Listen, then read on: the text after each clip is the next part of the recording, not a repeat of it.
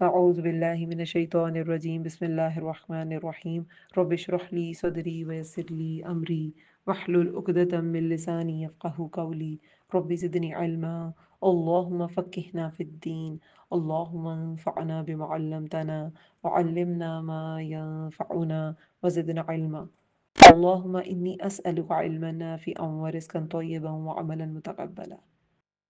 अस्सलाम वालेकुम रहमतुल्लाहि व बरकातुहू। अल्लाह ताला तमाम सुनने वालों को अपनी हिफ्ज़ अमान में रखे, सेहत और ईमान की बेहतरीन हालत में रखे, आमीन या रब्बल आलमीन। आज का हमारा लेसन आयत नंबर 23 से 50 तक है। सूरतुल मुमिन पारा है 24। तर्जुमा और तफसीर इंशाअल्लाह साथ साथ करेंगे। लास्ट जो लेसन था उसमें हम पढ़ रहे थे कि जो अल्लाह ताला की जिन्होंने इनकार किया उन कौमों पर कैसा अजाब आया, और मक्का वालों को तंबीह की जा रही है कि देखिए सारी सूरत में वैसे तो इखलास लिल्लाह की बात है ना, कि अल्लाह ताला के लिए खालिस हो जाना है, और अल्लाह ताला की दीन के रास्ते में जो मुश्किलात आएंगी उन पर सब्र करना है, उन पर सब्र करना है। अल्लाह ताला बार बार तसल्लियाँ दे रहे हैं। पुराने कौमों की वाक़यात का हवाला दिया गया है। जो लास्ट हमने लेक्चर था उसमें एंड वाली आयत इसी के बारे में थी कि जो पुरानी कौमें हैं वो मक्का वालों से भी ज़्यादा शदीद थी, लेकिन जब अल्लाह ताला का गज़ब आया, उन्होंने अल्लाह की नाफरमानी की, अपने रसूलों को झुटलाया, तो अल्लाह का गज़ब आया और अल्लाह के अज़ाब ने उन्हें पकड़ लिया। तो मक्का वालों को भी पकड़ा जा सकता है। ये मक्का वालों को तंबीह है और रसूलुल्लाह को तसल्ली है कि पहले रसूलों के साथ भी ये सब कुछ हुआ, तो आपके साथ भी ये लोग ऐसे कर रहे हैं, कोई नई बात नहीं है। तो अल्लाह ताला उन पर भी कादिर था, अल्लाह ताला इन पर भी कादिर है। वो उनको पकड़ सकता है तो इनको भी पकड़ सकता है। और ये तो हम जानते हैं ना कि रसूलुल्लाह ने ये खुद ऑप्ट किया था कि इन सब को चांस मिले, इन सब को मिनहसुल कौम तबाह ना किया जाए, कि इनमें से कोई हिदायत पा जाए शायद। तो ये उन सबको क्यों तबाह किया गया? उनका कोई फिर मददगार नहीं था, कोई उनको बचाने वाला नहीं था, बवजह उनके गुनाहों के, कि अल्लाह ताला ने उनके पास आयात भेजी, रसूल वाज़ेह दलाइल लेके आए, लेकिन उन्होंने इनकार किया। तो फिर अल्लाह ताला इन्नहु कवियुन शदीदुल इक़ाब, तो अल्लाह ताला बहुत कुव्वत वाला है, सख्त सज़ा वाला है। अब देखिए मक्की दौर जो था ना, ये जिस दौर में सूरतुल मुमिन नाजिल हुई, तो बहुत सख्तियाँ बढ़ गई थी, और रसूलुल्लाह पे, सहाबा पे जो जुल्म था कुफार की तरफ से, मुशरिकीन मक्का की तरफ से, वो बहुत ज़्यादा बढ़ गया था। तो अल्लाह ताला ने इस सूरा में, जैसे पिछली सूरा का भी जो मरकज़ी मज़मून था वो इखलास ही था, कि अल्लाह ताला के लिए इखलास, और यहाँ भी इसमें इखलास दावत अल्लाह की बात है, इखलास की भी बात है। दावत इखलास के बगैर मुमकिन नहीं है।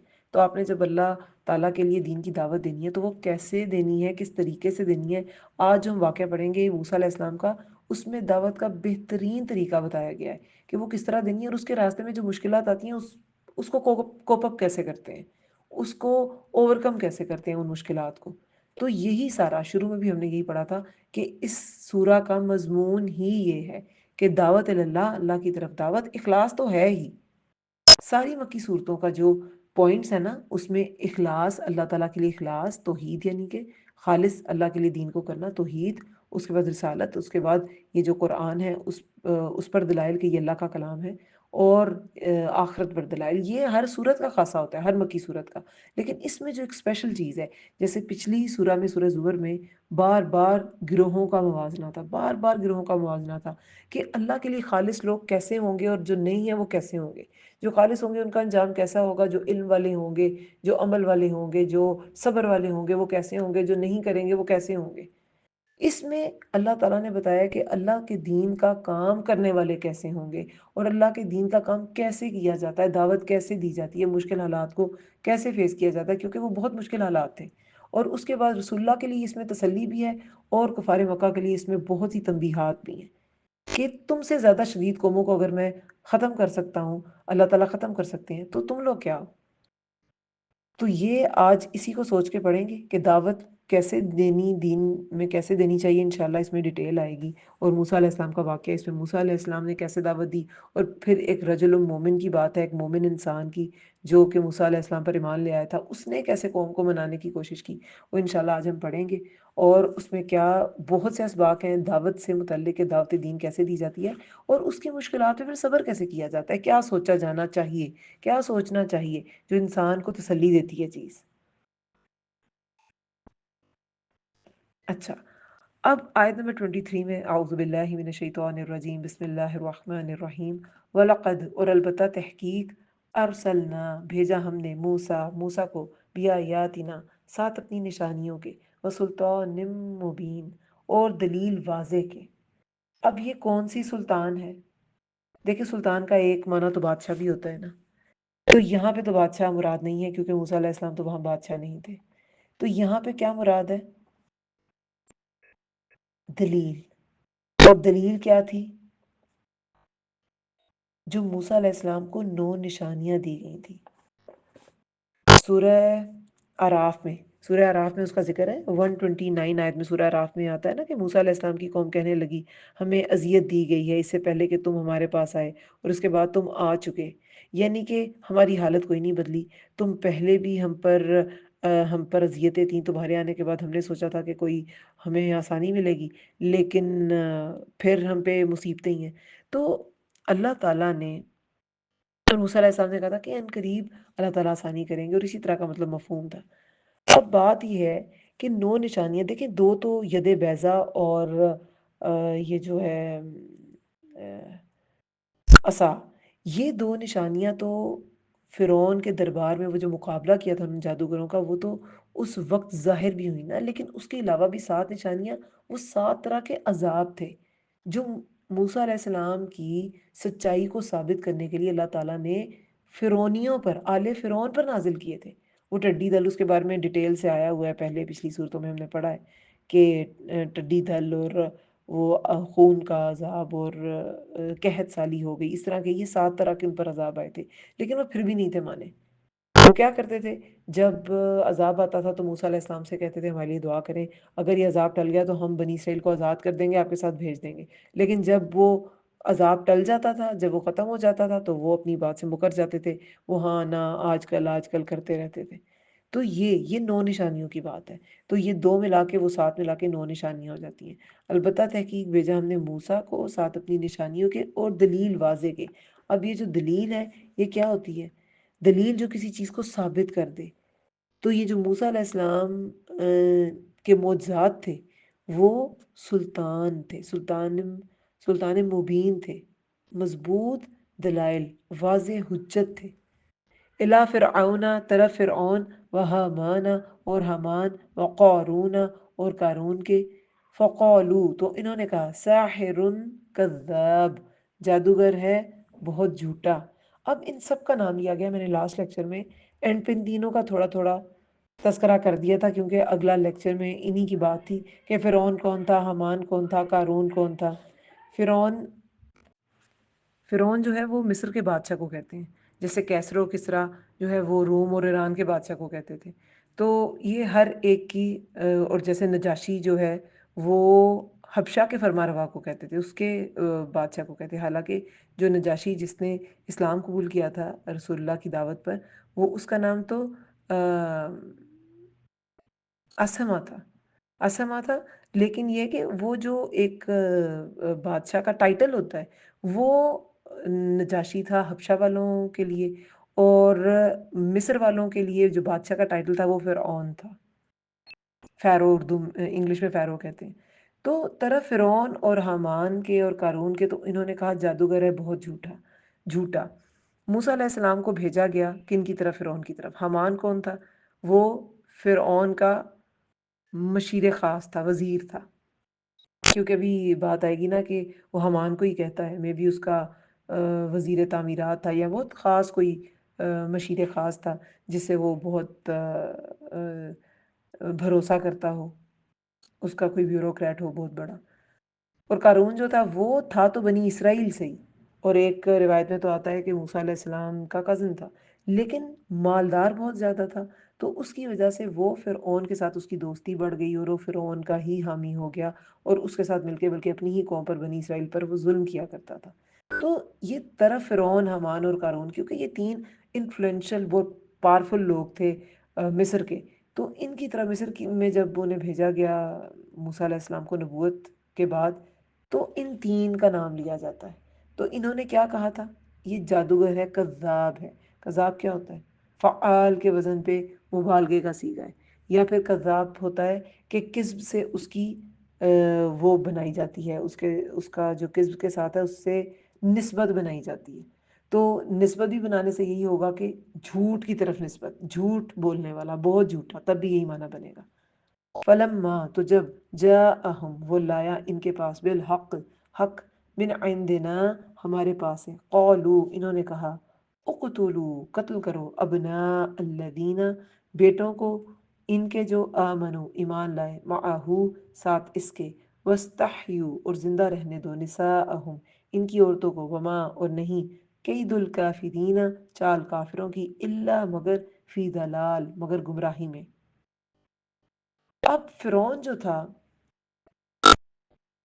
جب وہ اس نے حق سنا موسیٰ علیہ السلام سے، موسیٰ علیہ السلام ان کے پاس حق لے کے گئے، تو اس نے کیا کہا؟ فرعون موسیٰ علیہ السلام کی پیدائش سے پہلے سے یہ کام کر رہا تھا، پہلے بھی وہ یہی کرتا تھا کہ ان کی عورتوں کو زندہ رہنے دو اور ان کے بیٹوں کو قتل کر دو۔ لیکن اب جب اس نے موسیٰ علیہ السلام کی دعوت سنی تو دوبارہ یہ حکم جاری کیا کہ موسیٰ علیہ السلام کی آپ کہیں کہ زیادہ انہیں تکلیف دینے کے لیے، ان کی اہانت کے لیے، اور ایمان لانے والوں کو دہشت زدہ کرنے کے لیے، مسلمان جو بھی مطلب ایمان جو لا چکے تھے موسیٰ علیہ السلام پر، موسیٰ علیہ السلام سے انہیں بدظن کرنے کے لیے کہ یہ تو تمہارے لیے خطرہ ہے، اس کے آنے سے تو دیکھو تمہارا ابھی بھی وہی کچھ ہوگا تمہارے ساتھ جو پہلے ہوتا تھا۔ تو بنی اسرائیل جو ہے وہ ان کو ڈرانے کے لیے کہ یہ جو موسیٰ علیہ السلام ہے تمہارے لیے رحمت نہیں ہے، ان کو بہکانے کے لیے یہ رحمت نہیں ہے، اور لوگ اسے متاثر ہوئے بھی تھے، کیونکہ سورہ اعراف کی آیت میں نے لاسٹ اس میں بھی کوٹ کی تھی کہ موسیٰ علیہ السلام کی قوم جو ہے، سورہ اعراف میں 129 آیت ہے کہ موسیٰ علیہ السلام کی قوم کہنے لگی ہمیں اذیت دی گئی ہے اس سے پہلے کہ تم ہمارے پاس آئے، اور اس کے بعد کہ تم آ چکے، کہ تمہارے آنے سے پہلے بھی ہمیں یہی اذیتیں دی جاتی تھی، اور تمہارے آنے کے بعد بھی ہم پر تو وہی عذاب ہے۔ تو یہ فرعون کی ایک چال بھی تھی اور اس کا ایک ظلم بھی تھا۔ یہ ہم نے کیا پڑھا تھا پچھلے لیکچر میں کہ ان کے ظلم کی وجہ سے ان کو پکڑ لیا گیا تھا، کہ وہ ظلم کرتے تھے۔ ظلم کی وجہ سے انسان پر مصیبتیں آتی ہیں، انسان کو سزا دی جاتی ہے۔ اللہ تعالیٰ خود سے کسی پر ظلم نہیں کرتے، اس دن بھی، قیامت کے دن بھی کسی پر ظلم نہیں ہوگا۔ پچھلے لیکچر میں 17 آیت بھی تھا نا، اللہ ظلم اليوم، آج کوئی ظلم نہیں ہوگا۔ اور وہ جو قیامت کے دن جب غم سے بھرے ہوئے ہوں گے گلے، یا موت کے وقت جب انسان پہچان جائے گا کہ میری تو اب ہلاکت ہے، تو کیا کہا گیا تھا؟ ما للظالمین، نہیں ظالموں کے لیے کوئی گہرا دوست اور کوئی شفیع۔ تو جو ظلم ہے نا وہ انسان کرتا ہے، اور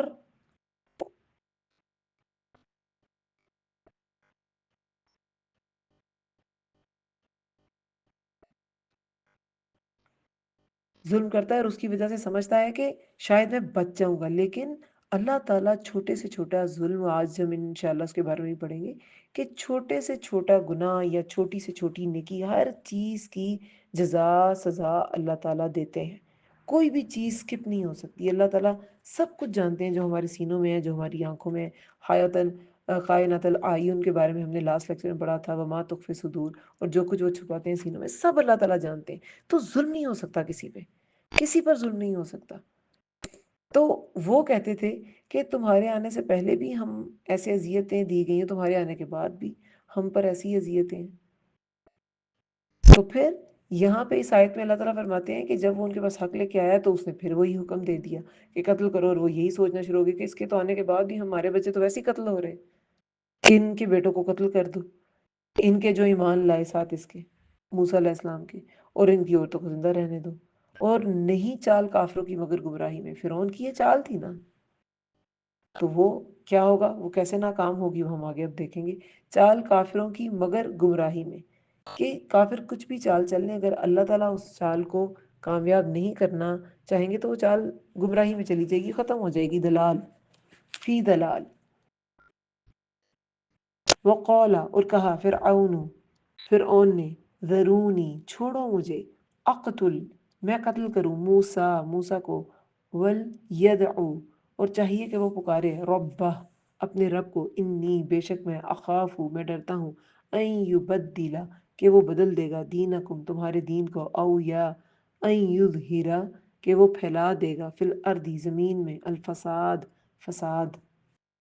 اب یہاں پہ فرعون نے کیا کہا؟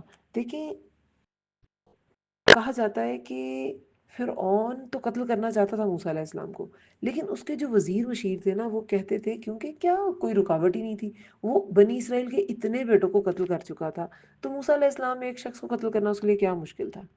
بنی اسرائیل کون سی اتنی اسٹرانگ تھی اس وقت، وہ تو آزاد ہونے کے بعد بھی دماغی طور پہ بالکل غلام ذہن کی ہو کر رہ گئی تھی، تو وہ موسیٰ علیہ السلام کے لیے سٹینڈ لینے کے قابل ہی نہیں تھی۔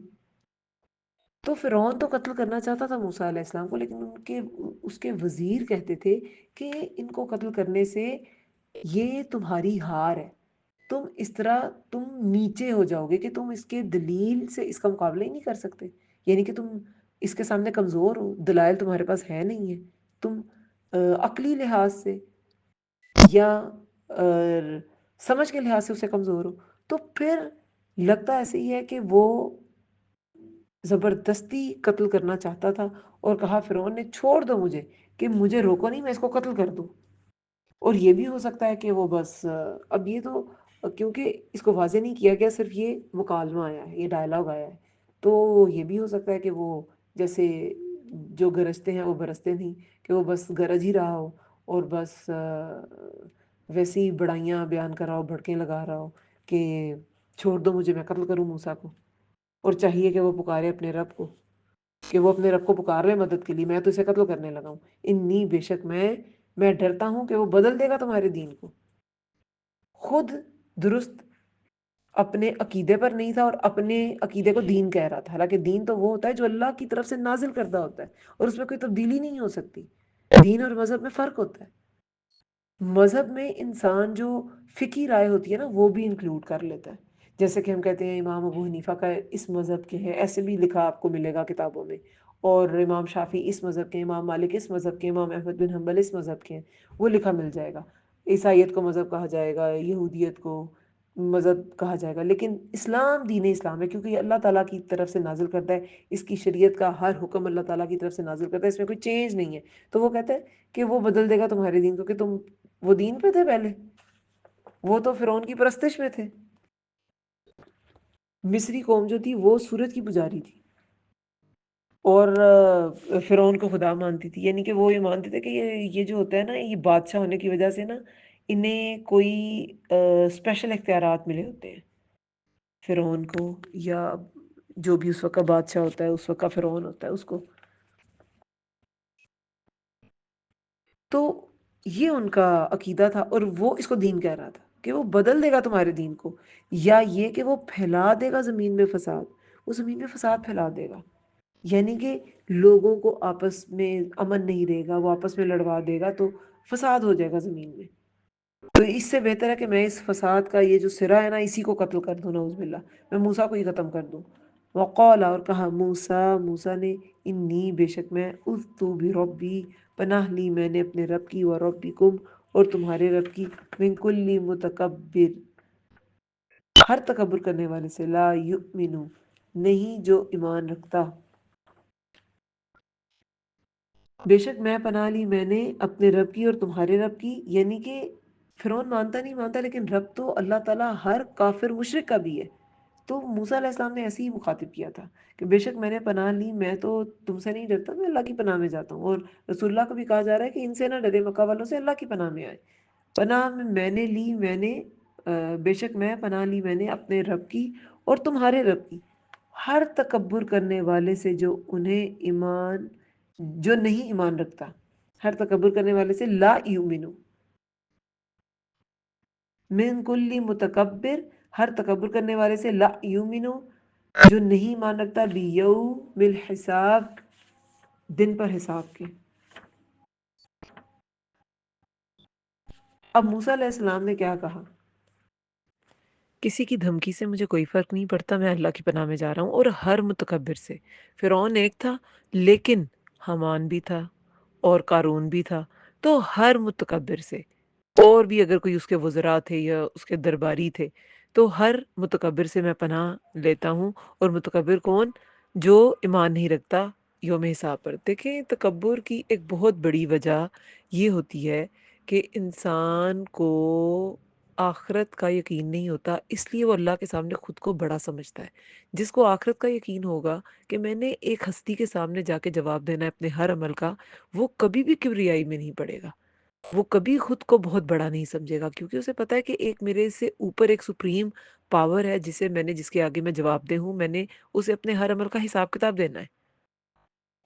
پھر 28 آیت میں ہے وقال، اور کہا، رجل مؤمن، ایک مرد مومن نے، ایک مرد مومن نے، من آل فرعون، آل فرعون میں سے، یکتم، جو چھپاتا تھا، کاتما کیا ہوتا ہے؟ چھپانا، جو چھپاتا تھا، ایمانہ، ایمان اپنا، اتقتلون، کیا تم قتل کر دو گے، رجلن، ایک آدمی کو، ان یقولا، کہ وہ کہتا ہے، ربی اللہ، میرا رب اللہ ہے، وقد، اور حالانکہ تحقیق، جاءکم، وہ لایا ہے تمہارے پاس، بالبینات، واضح دلائل، من ربکم، تمہارے رب کی طرف سے، وَإِن یکو، اور اگر ہے وہ، کاذباً، جھوٹا، فعلیہ، تو اسی پر ہے، کاذبہ، کاذبہ، جھوٹ اس کا، کاذبہ ہے نا، تو کذب جھوٹ، اور اس کا، کاذبہ جھوٹ اس کا، وَإِن یکو، اور اگر ہے وہ، صادقین، صادقاً، سچا، یصبکم، پہنچے گا، صوب کیا ہوتا ہے؟ پہنچنا، صاد، واو، با،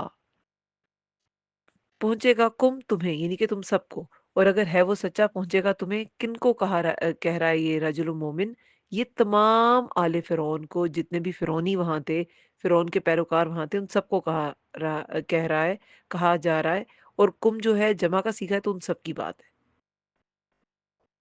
اور اگر ہے وہ سچا، پہنچے گا تمہیں، بعض الذی، بعض وہ جس کا، یعدکم، وہ وعدہ کرتا ہے، کم، تم سے، یعنی تم سب سے، ان اللہ، بے شک اللہ، لا یہدی، نہیں وہ ہدایت دیتا، من، اسے جو، ہوا، وہ، مسرف، کذاب، حد سے گزرنے والا، سخت جھوٹا،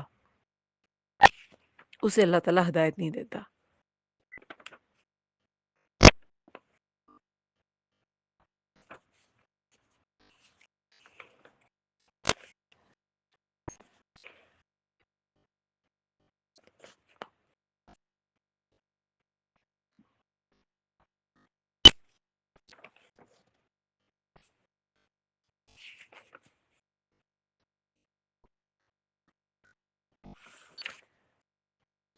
دیکھیں، مصرفین کا لفظ نا آگے بھی آیات میں کافی دفعہ استعمال ہوا ہے، اور یہاں بھی مصرف کی بات کی گئی ہے اس سورہ میں کافی دفعہ، اور آگے پیچھے آیات میں مصرف کا ورڈ یوز کیا گیا کہ حد سے گزرنے والے جو ہوتے ہیں نا، کسی بھی ایکسٹریم پہ جو ہوتے ہیں، وہ حق کو قبول نہیں کر پاتے، وہ حق کی راہ پہ رہ نہیں سکتے۔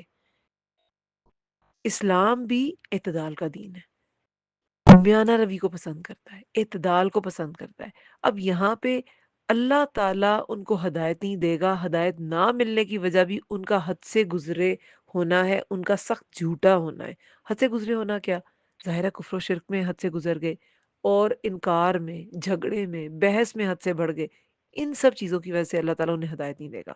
اب یہاں پر پہلے موسیٰ علیہ السلام کا جو بھی اس سے مکالمہ ہوا فرعون سے اور اس کے درباریوں سے، تو موسیٰ علیہ السلام فرعون کی باتوں سے مرعوب نہیں ہوئے، اس کی قتل کی دھمکی سے مرعوب نہیں ہوئے، اس کے جاہ و جلال سے، اور جتنا سب لوگ اس کی پیروی کرتے تھے، اور وہ بادشاہ بھی تھا اور انفلوئنشل بھی تھا، اور لوگ اس کو رب بھی سمجھتے تھے، اور اس کے وہ غلط ارادے بھی رکھتا تھا موسیٰ علیہ السلام کے خلاف کہ میں اس کو قتل کر دوں گا، لیکن موسیٰ علیہ السلام اللہ کی پناہ میں گئے اور مطمئن ہو گئے۔ تو اس میں ایک بہت بڑا سبق یہ ہے کہ ایک مومن صرف اللہ تعالیٰ پر توکل کرتا ہے۔ جب وہ اللہ تعالیٰ پہ بھروسہ کر لیتا ہے تو پھر وہ کسی دھمکی اور کسی فساد کسی فتنے والے انسان سے ڈرتا نہیں ہے۔ پھر موسیٰ علیہ السلام نے اللہ کی پناہ لی ہر متکبر سے جو کہ یوم حساب پہ یقین نہیں رکھتا۔ اب موسیٰ علیہ السلام کے اخلاص کے باعث اللہ تعالیٰ نے ایک شخص فرعون کی قوم سے ہی اٹھا دیا۔ یہ جو رجل مؤمن ہے، اس کا ہم کیریکٹر کا، کیونکہ یہ کافی لمبا مکالمہ ہے کہ اس نے کیا کیا بات کی، اس کے کریکٹر کا باقاعدہ ہم جائزہ لیں گے کہ اس کے کریکٹر سے کیا باتیں سمجھ میں آتی ہیں، دین کی طرف بلانے کے لیے کس طرح کس طرح الفاظ استعمال کیے جانے چاہیے، کس طرح لوگوں کو قائل کرنا چاہیے، اور سب سے بڑی جو سبق اس آیت سے ملتا ہے وہ یہ کہ جب انسان میں اخلاص ہونا تو اللہ تعالیٰ دشمن کی قوم میں سے بھی سپورٹرز پیدا کر دیتا ہے۔ اب یہ فرعونی تھا، اس کے بارے میں 3 چیزیں جو شور ہے نا، دیکھیں اس کا نام تک نہیں ہے قرآن میں، لیکن اس کا اخلاص کوٹ کیا گیا ہے قرآن میں کہ وہ رجل مؤمن تھا، ایمان والا ایک مرد تھا۔ تو ایک بات یہ کہ وہ مومن تھا، دوسرا یہ کہ وہ آل فرعون میں سے تھا کیونکہ من آل فرعون، اور تیسرا ایمان چھپائے ہوئے تھا۔ اس آیت سے یہ 3 باتیں اس شخص کے بارے میں پتہ چلتی ہے، اس کا نام پتہ نہیں چلتا، اور بعض روایات میں آتا ہے کہ یہ مومن فرعون کے چچا زاد تھا، بعض میں آتا ہے کہ یہ درباریوں میں بہت مقرب تھا، کسی میں آتا ہے کہ یہ جو فرعون تھا اس کی اپنی اولاد نہیں تھی، تو یہ اس کا جانشین تھا اور یہ مسلمان ہو گیا تھا، یعنی کہ ایمان لے آیا تھا موسیٰ علیہ السلام پر۔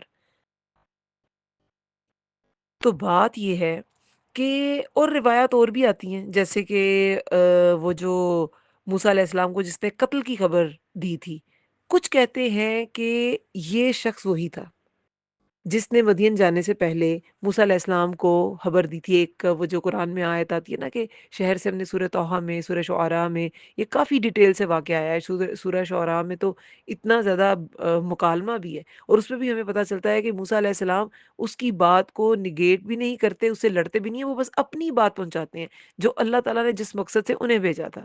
اور یہاں بھی وہ اپنی بات کر چکے، وہ نہیں مانا، وہ قتل کی دھمکیاں دینے لگا، تو اللہ تعالیٰ نے ان کے اخلاص کے باعث کہ انہوں نے اپنی ڈیوٹی کی تھی، ایک رجل مومن اٹھا دیا اور کھڑا کر دیا ان کی سپورٹ میں۔ اور یہ رجل مومن جو ہے، یہ اب جیسے میں نے بتایا کہ اب کچھ لوگ یہ کہتے ہیں کہ وہ جو شہر کے پرلے کنارے سے بھاگتا ہوا آیا اور اس نے کہا کہ جو فرعونی ہے وہ تمہاری قتل کی سازش کر رہے ہیں، اور موسیٰ علیہ السلام پھر مدین چلے گئے تھے اور پھر وہاں 10 سال رہے۔ کچھ کہتے ہیں علماء کہ یہ شخص وہی تھا، لیکن اس کی باقاعدہ کوئی دلیل نہیں ملتی کہ یہ وہی شخص تھا۔ تو اگر کوئی اوتھینٹک اگر حدیث ہو تو پھر تو اس کو مان لیا جائے، لیکن بہرحال یہ قیاس ہے، اور یہی کہا جاتا ہے کہ آل فرعون میں سے صرف 3 لوگ موسیٰ علیہ السلام پر ایمان لائے تھے، ایک آسیہ علیہ السلام، ایک وہ شخص جو شہر کے پلے کنارے سے بھاگتا ہوا آیا تھا، اس نے فرعونیوں کی سازش کا بتایا تھا موسیٰ علیہ السلام کو کہ وہ تمہیں قتل کرنے کی سازش کر رہے ہیں، اور تیسرا یہ رجل مؤمن جس نے فرعون کے دربار میں کلمہ حق بلند کیا تھا اور کہا تھا کہ پہلے وہ اپنا ایمان چھپائے ہوئے تھا، لیکن یہاں پہ اس نے اپنا ایمان ڈسکلوز کر دیا۔ یہ اس کے بارے میں کچھ چیزیں پتہ چلتی ہیں جو قرآن سے ہی پتہ چلتی ہیں کہ پہلے ایمان چھپائے ہوئے تھا، پھر اس نے یہاں پہ ڈسکلوز کیا، آل فرعون میں سے تھا، اب چچا زاد تھا یا اس کا جانشین تھا، اور مطلب لیکن جو قرآن سے پتہ چلتی ہے وہ یہی 3 چیزیں، مومن تھا، آل فرعون میں سے تھا، اور ایمان اپنا چھپائے ہوئے تھا۔ اب اس نے کیا کہا، اس مرد مومن نے، رجل مؤمن نے، اتقتلون، کیا تم قتل کر دو گے ایک آدمی کو کہ وہ کہتا ہے میرا رب اللہ ہے، صرف اس بات پہ ربی اللہ، کہ وہ یہ کہتا ہے کہ ربی اللہ، میرا رب اللہ ہے، حالانکہ وہ تمہارے پاس واضح دلائل ہے، واضح دلائل تو تھے نا، کیا واضح دلائل تھے؟ وہ 9 نشانیاں جو تھیں، 2 تو ید بیضا اور وہ جو عصا تھا وہ تھا، اور 7 طرح کے وہ جو عذاب آئے تھے، تو واضح دلائل تو آئے تھے۔ تو اس سے یہ بھی پتہ چلتا ہے کہ کوئی اور قائل ہو رہا ہو یا نہ ہو، لیکن یہ ایمان والے ان دلائل پر قائل ہو گئے تھے، اور بینات دیکھ کر بھی قائل وہی ہوتے ہیں جن کے اندر کوئی ایمان کی رمق ہوتی ہے، جو قبول کرنا چاہتے ہیں ایمان۔ جو متکبر ہے وہ بینات دیکھ کر بھی ایمان قبول نہیں کرے گا، یہ جو کبریائی ہے، یہ جو تکبر ہے، یہ انسان کو حق کو قبول نہیں کرنے دیتا۔ تو یہاں پہ نے کہا کہ کیا تم قتل کرو گے ایک آدمی کو جو یہ کہتا ہے کہ اللہ میرا رب ہے، اور وہ تمہارے پاس دلائل بھی لے کے آیا ہے تمہارے رب کی طرف سے؟ اب یہ شخص بھی رب کو تمہارے رب کی طرف سے ہی کہہ رہا ہے کہ تم سب کا رب اللہ، یعنی کہ یہ مان چکا ہے کہ تم سب کا رب اللہ تعالیٰ ہے. اور پھر وہ کہتا ہے کہ اگر وہ جھوٹا ہے تو اس کا جھوٹ اسی پر ہوگا، یعنی کہ اگر وہ جھوٹا ہے تو اس کی جھوٹ کی وجہ سے، اگر نعوذ باللہ موسیٰ علیہ السلام جھوٹے ہیں تو ان کے جھوٹ کی وجہ سے اللہ تعالیٰ کے عتاب کا نشانہ بن جائے گا وہ شخص، یہ موسیٰ علیہ السلام. تو تمہیں سزا دینے کی ضرورت نہیں ہے. اور اگر سچا ہے اور تم نے اسے قتل کر دیا تو تم کتنے بڑے گناہ کے مرتکب ہو جاؤ گے. پہنچے گا تمہیں بعض الذی یعدکم، بعض وہ جس کا وہ وعدہ کرتا ہے تم سے، یعنی کہ موسیٰ علیہ السلام جس کا تمہیں ڈراتے ہیں نا، وعدہ کرتے ہیں یعنی کہ عذاب کا، وہ تمہیں پہنچے گا اگر یہ سچا ہے. اور اللہ وہ اپنے وعدے کے خلاف تو کرتا نہیں ہے. ان اللہ، بے شک اللہ نہیں وہ ہدایت دیتا اسے جو ہو حد سے گزرنے والا سخت جھوٹا. ظاہر ہے کہ اگر تم انہیں ناحق انہیں قتل کر دو گے تو پھر تم حد سے گزرے ہوئے مسرف ہو جاؤ گے اور جھوٹے بھی ہوگے، تو اللہ تو پھر تمہیں ہدایت نہیں دے گا. اب یہ اس شخص کی بات تھی. اور ابن کثیر لکھتے ہیں کہ یہ جو رجل مؤمن تھا نا، یہ اس کا فرعون کے سامنے، کیونکہ فرعون اس وقت کی آپ کہہ لیں جیسے سپر پاور، تو اس کے سامنے، فرعون کے سامنے کلمہ حق بلند کرنا بہت بڑی بات ہے. یہ ابن کثیر لکھتے ہیں. امام بخاری لکھتے ہیں کہ ابو بکر صدیق کا کفار کے سامنے کلمہ حق بلند کرنا یہ رجل مومن کے کلمہ حق بلند کرنے سے بھی زیادہ بڑی بات ہے. اور وہ واقعہ کوٹ کرتے ہیں کہ عروہ بن زبیر ابن العوام کے بیٹے تھے، حضرت عائشہ رضی اللہ عنہا کے یہ بھانجے بھی تھے اور سٹوڈنٹ بھی تھے، شاگرد بھی تھے. عروہ بن زبیر رضی اللہ عنہ نے عبداللہ بن عمر سے پوچھا کہ مشرکین مکہ میں رسول اللہ صلی اللہ علیہ وسلم کے ساتھ سب سے زیادہ سخت معاملہ کیا کیا گیا تھا؟ تو انہوں نے فرمایا کہ میں نے عقبہ بن ابی معیط، جنہوں نے سیرہ پڑھی ہے تو وہ تو اس نام سے واقف ہوں گے کہ 5 لوگوں کو اللہ تعالیٰ کے عذاب سے مارا گیا، تو اس میں سے ایک یہ بھی تھا عقبہ بن ابی معیط، کیونکہ یہ وہ 5 لوگ تھے جنہوں نے رسول اللہ کے ساتھ بہت بدتمیزی والا معاملہ کیا تھا. تو وہ کہتے ہیں عبداللہ بن عمر ابن العاص کے بیٹے، وہ کہتے ہیں کہ میں نے عقبہ بن ابی معیط کو دیکھا، وہ نبی صلی اللہ علیہ وسلم کے پاس آیا جبکہ آپ صلی اللہ علیہ وسلم نماز پڑھ رہے تھے. اس نے اپنی چادر آپ صلی اللہ علیہ وسلم کے گلے میں ڈالی اور سختی سے دبایا. اتنے میں ابو بکر رضی اللہ عنہ آگے اور یہی جملہ کہا، کیا اتقتلون رجلا ان یقول ربی اللہ وقد جاءکم بالبینات من ربکم، کیا تم قتل کرتے ہو ایک آدمی کو کہ وہ کہتا ہے میرا رب اللہ ہے، حالانکہ تحقیق وہ لایا ہے تمہارے پاس واضح دلائل تمہارے رب کی طرف سے. تو یہ جملہ ابو بکر صدیق رضی اللہ عنہ نے بھی کہا تھا. اور ابو بکر صدیق رضی اللہ عنہ کی فضیلت، رجل مومن، یہ جو آل فرعون کا رجل مومن تھا، فرعونیوں میں سے جو ایک مومن شخص تھا، اس سے بڑھ کر ہے، اس لیے کہ اس شخص نے تو کیا یکتم ایمانہ، اپنا ایمان چھپایا ہوا تھا، لیکن ابو بکر صدیق رضی اللہ عنہ نے اپنے ایمان کا اظہار کر دیا. ظاہر ہے جب وہ آئے انہیں بچانے کے لیے تو انہوں نے اپنا ایمان ظاہر کر دیا کہ میں تو ان پر یقین رکھتا ہوں. پھر فرعون نے کہا تھا کہ میں موسیٰ کو قتل کر دوں گا، کہا تھا نا کہ مجھے چھوڑو، میں اس کو قتل کروں، ذرونی اقتل موسیٰ، میں قتل کروں موسیٰ کو. تو وہ تو صرف دھمکی دے رہا تھا، اس کی ہمت نہیں ہوئی تھی کبھی موسیٰ علیہ السلام پر ہاتھ ڈالنے کی. کیوں نہیں ہوئی تھی؟ ایک تو اس کے وزیر وزراء جو تھے وہ بھی منع کرتے تھے کہ تمہاری ہار ہے، اور دوسرا یہ کہ یہی تو اللہ تعالیٰ کی تائید تھی موسیٰ علیہ السلام کو کہ موسیٰ علیہ السلام پر کمزور ہونے کے باوجود کوئی ہاتھ نہیں ڈال سکے گا. وہ خود کو رب کہتا تھا، منواتا تھا، وہ بنی اسرائیل کے بیٹوں کو قتل کرتا تھا، ان کی عورتوں کو چھوڑ دیتا تھا، ان کو غلام بنایا ہوا تھا، ان کو مالی ابتری کا شکار کیا ہوا تھا، بہت کچھ تھا، مگر وہ موسیٰ علیہ السلام کو نقصان نہیں پہنچا سکا. اور وہ اسی لیے نہیں پہنچا سکا، کیوں؟ کیونکہ موسیٰ علیہ السلام کے ساتھ اللہ کی تائید تھی. جب انسان اللہ تعالیٰ کی راہ میں خالص ہو جاتا ہے نا تو اللہ تعالیٰ کی مدد آتی ہے. ابھی ہم وہ آیت بھی پڑھیں گے کہ اللہ تعالیٰ، وہ اسی سورہ میں ہے کہ اللہ تعالیٰ مدد کرتا ہے رسولوں کی اور ان لوگوں کی جو ایمان لائے رسولوں پر. وہ بھی انشاءاللہ آگے آئے گی آئے تو اس لیکچر میں تو نہیں ہے میرے خیال میں، بعد میں آئے گی، تو وہ بھی آیت ہے۔ یہ اللہ تعالیٰ کی ایک بہت بڑی مدد تھی کہ وہ موسیٰ علیہ السلام کو نقصان نہیں پہنچا سکا۔ تو وہ تو اپنا ایمان چھپائے ہوئے تھا، ابو بکر نے اس کا اظہار کیا، وہ قتل کی دھمکی دے رہا تھا، لیکن یہ جو عقبہ بن معید تھا یہ تو باقاعدہ قتل کی اس وقت کوشش کر رہا تھا لائیو، صرف دھمکی نہیں دے رہا تھا۔ اور کہا جاتا ہے کہ ابو بکر رضی اللہ عنہ کو اتنا مارا گیا کہ تب ان کو چھوڑا جب وہ ان کو لگا کہ بس یہ ختم ہو گئے ہیں۔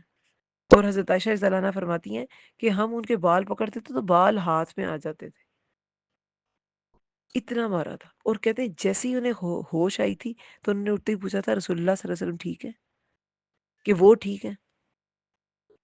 تو ابو بکر صدیق رجل مؤمن سے بہتر تھے۔ ایک اور واقعہ ہے وہ بھی اسی پر دلالت کرتا ہے، حضرت علی رضی اللہ عنہ کے دور خلافت کا واقعہ ہے کہ ایک بار خطبہ میں حضرت علی رضی اللہ عنہ نے پوچھا اے لوگو سب سے زیادہ بہادر کون ہے؟ لوگوں نے کہا امیر المؤمنین آپ ہیں سب سے زیادہ بہادر۔ تو فرمایا خبردار، میرے مقابلے میں جو بھی نکلا ہے میں اس سے انصاف حاصل کر چکا، لیکن ابو بکر رضی اللہ عنہ تمام لوگوں سے زیادہ بہادر تھے، یعنی کہ رسول اللہ کے بعد باقی امتیوں میں سے سب سے زیادہ بہادر تھے۔ فرماتے ہیں کہ ہم نے نبی اکرم صلی اللہ علیہ وسلم کے لیے ایک چھپر تیار کیا، یہ غزوہ بدر کا واقعہ ہے۔ غزوہ بدر میں چھپر تیار کیا تو ہم نے کہا کہ کون ہے جو رسول اللہ صلی اللہ علیہ وسلم کے ساتھ یہاں ٹھہرے تاکہ کوئی مشرک رسول اللہ کی طرف نہ لپکے، تو اللہ کی قسم ابو بکر کے سوا کوئی قریب نہ آیا۔ انہوں نے تلوار کو نیام سے نکالا، رسول اللہ صلی اللہ علیہ وسلم کے سر پر تلوار لہرائی، فرمایا جو رسول صلی اللہ علیہ وسلم کا قصد کرے گا وہ ان کا مقابلہ کریں گے، یعنی کہ ابو بکر صدیق۔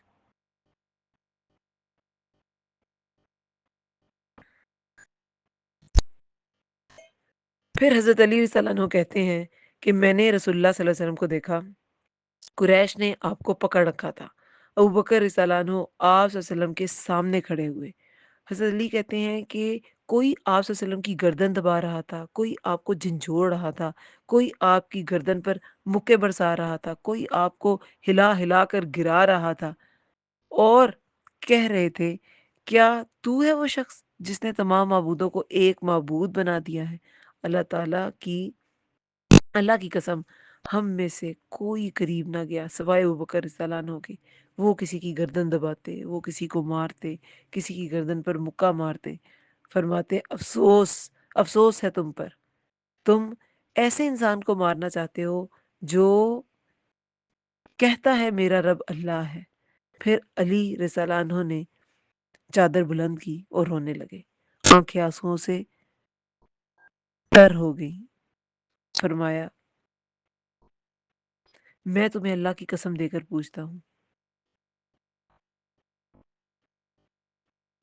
کیا فرعون کی قوم کا مومن بہتر تھا یا ابو بکر صدیق رضی اللہ عنہ؟ لوگ چپ ہو گئے۔ حضرت علی رضی اللہ عنہ نے فرمایا تم مجھے جواب کیوں نہیں دیتے؟ پھر حضرت علی رضی اللہ عنہ نے کہا خدا کی قسم ابو بکر صدیق رضی اللہ عنہ کی ایک گھڑی آل فرعون کے مومن سے بہتر تھی، اور آدمی وہ آدمی اپنے ایمان کو مخفی رکھتا تھا، اور ابو بکر رضی اللہ عنہ ایسے انسان تھے جو اپنے ایمان کا اظہار کرتے تھے، اس کے متعلق ذکر کرتے تھے۔ تو اس لیے بھی ان کی فضیلت ہے، اور اس واقعے میں بھی ان کا جو بھی طرز عمل تھا نبی صلی اللہ علیہ وسلم کو بچانے کا، اور دوسری جنگوں میں بھی جو رسول اللہ کے ساتھ ان کی ڈیلنگ تھی وہ ایک نیکسٹ لیول کی تھی۔ پھر وہ جو غار ثور میں ہم نے ہجرت کے واقعے میں پڑھا تھا کہ کیسے انہوں نے رسول اللہ کو ہر طرح کا آرام پہنچانے کی کوشش کی، ہر طرح سے ان کا خیال رکھا، تو یہ نیکی حضرت ابوبکر صدیق کے حصے ہی آئی تھی، اور یہ ان کے اخلاص کی وجہ سے ہی تھا۔ پھر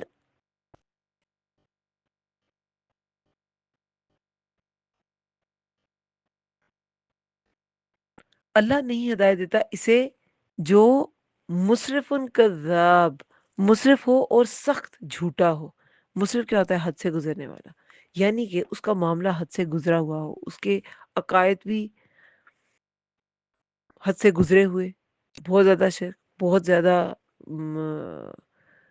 کفر، اور اس طرح کے، اور کذاب بھی ہو، جھوٹا بھی ہو، کتاب میں تحریفات کرنے والا، اور اس طرح مطلب اس کی اللہ تعالیٰ ایسے لوگوں کو ہدایت نہیں دیتا جو حد سے گزرنے والے ہوں۔ یہاں تو obviously مطلب یہ ہے کہ جو اللہ کو مانتے نہیں ہیں، لیکن ویسے حد سے گزرا ہوا مشرکین میں وہی ہوگا جو کتابوں میں تحریف کرتا ہے، جو اللہ تعالیٰ کو مانتا نہیں ہے، جو اللہ تعالیٰ کی نعمتوں کا انکار کرتا ہے۔ اور ہم میں اسراف کی انشاءاللہ یہ آگے آیات میں دو مزید آیات آج کے لیکچر میں جہاں پہ مصرفین کا ذکر ہے، تو میں ڈیٹیل سے آپ کو بتاؤں گی کہ مصرفین کے بارے میں علماء کی کیا رائے ہے، کہ وہ کس کو مصرف کہتے ہیں۔ پھر آیت نمبر 29 میں ہے یا قومی، اے میری قوم، لکم الملک، تمہارے لیے ہے بادشاہت،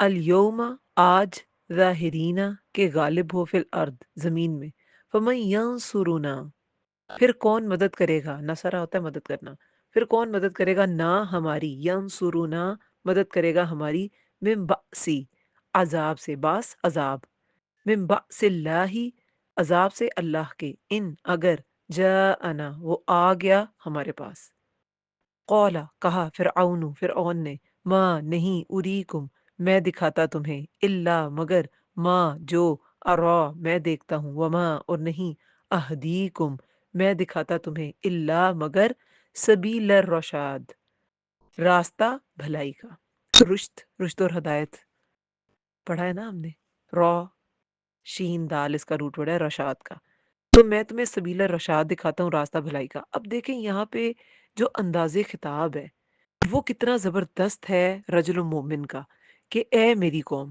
جیسے ابراہیم علیہ السلام نے کہا تھا یا ابتی، جیسے کہ سورہ ہود میں مختلف جو انبیاء تھے انہوں نے کیا کہا تھا، یا قوم اعبدوا اللہ، اے میری قوم عبادت کرو اللہ کی۔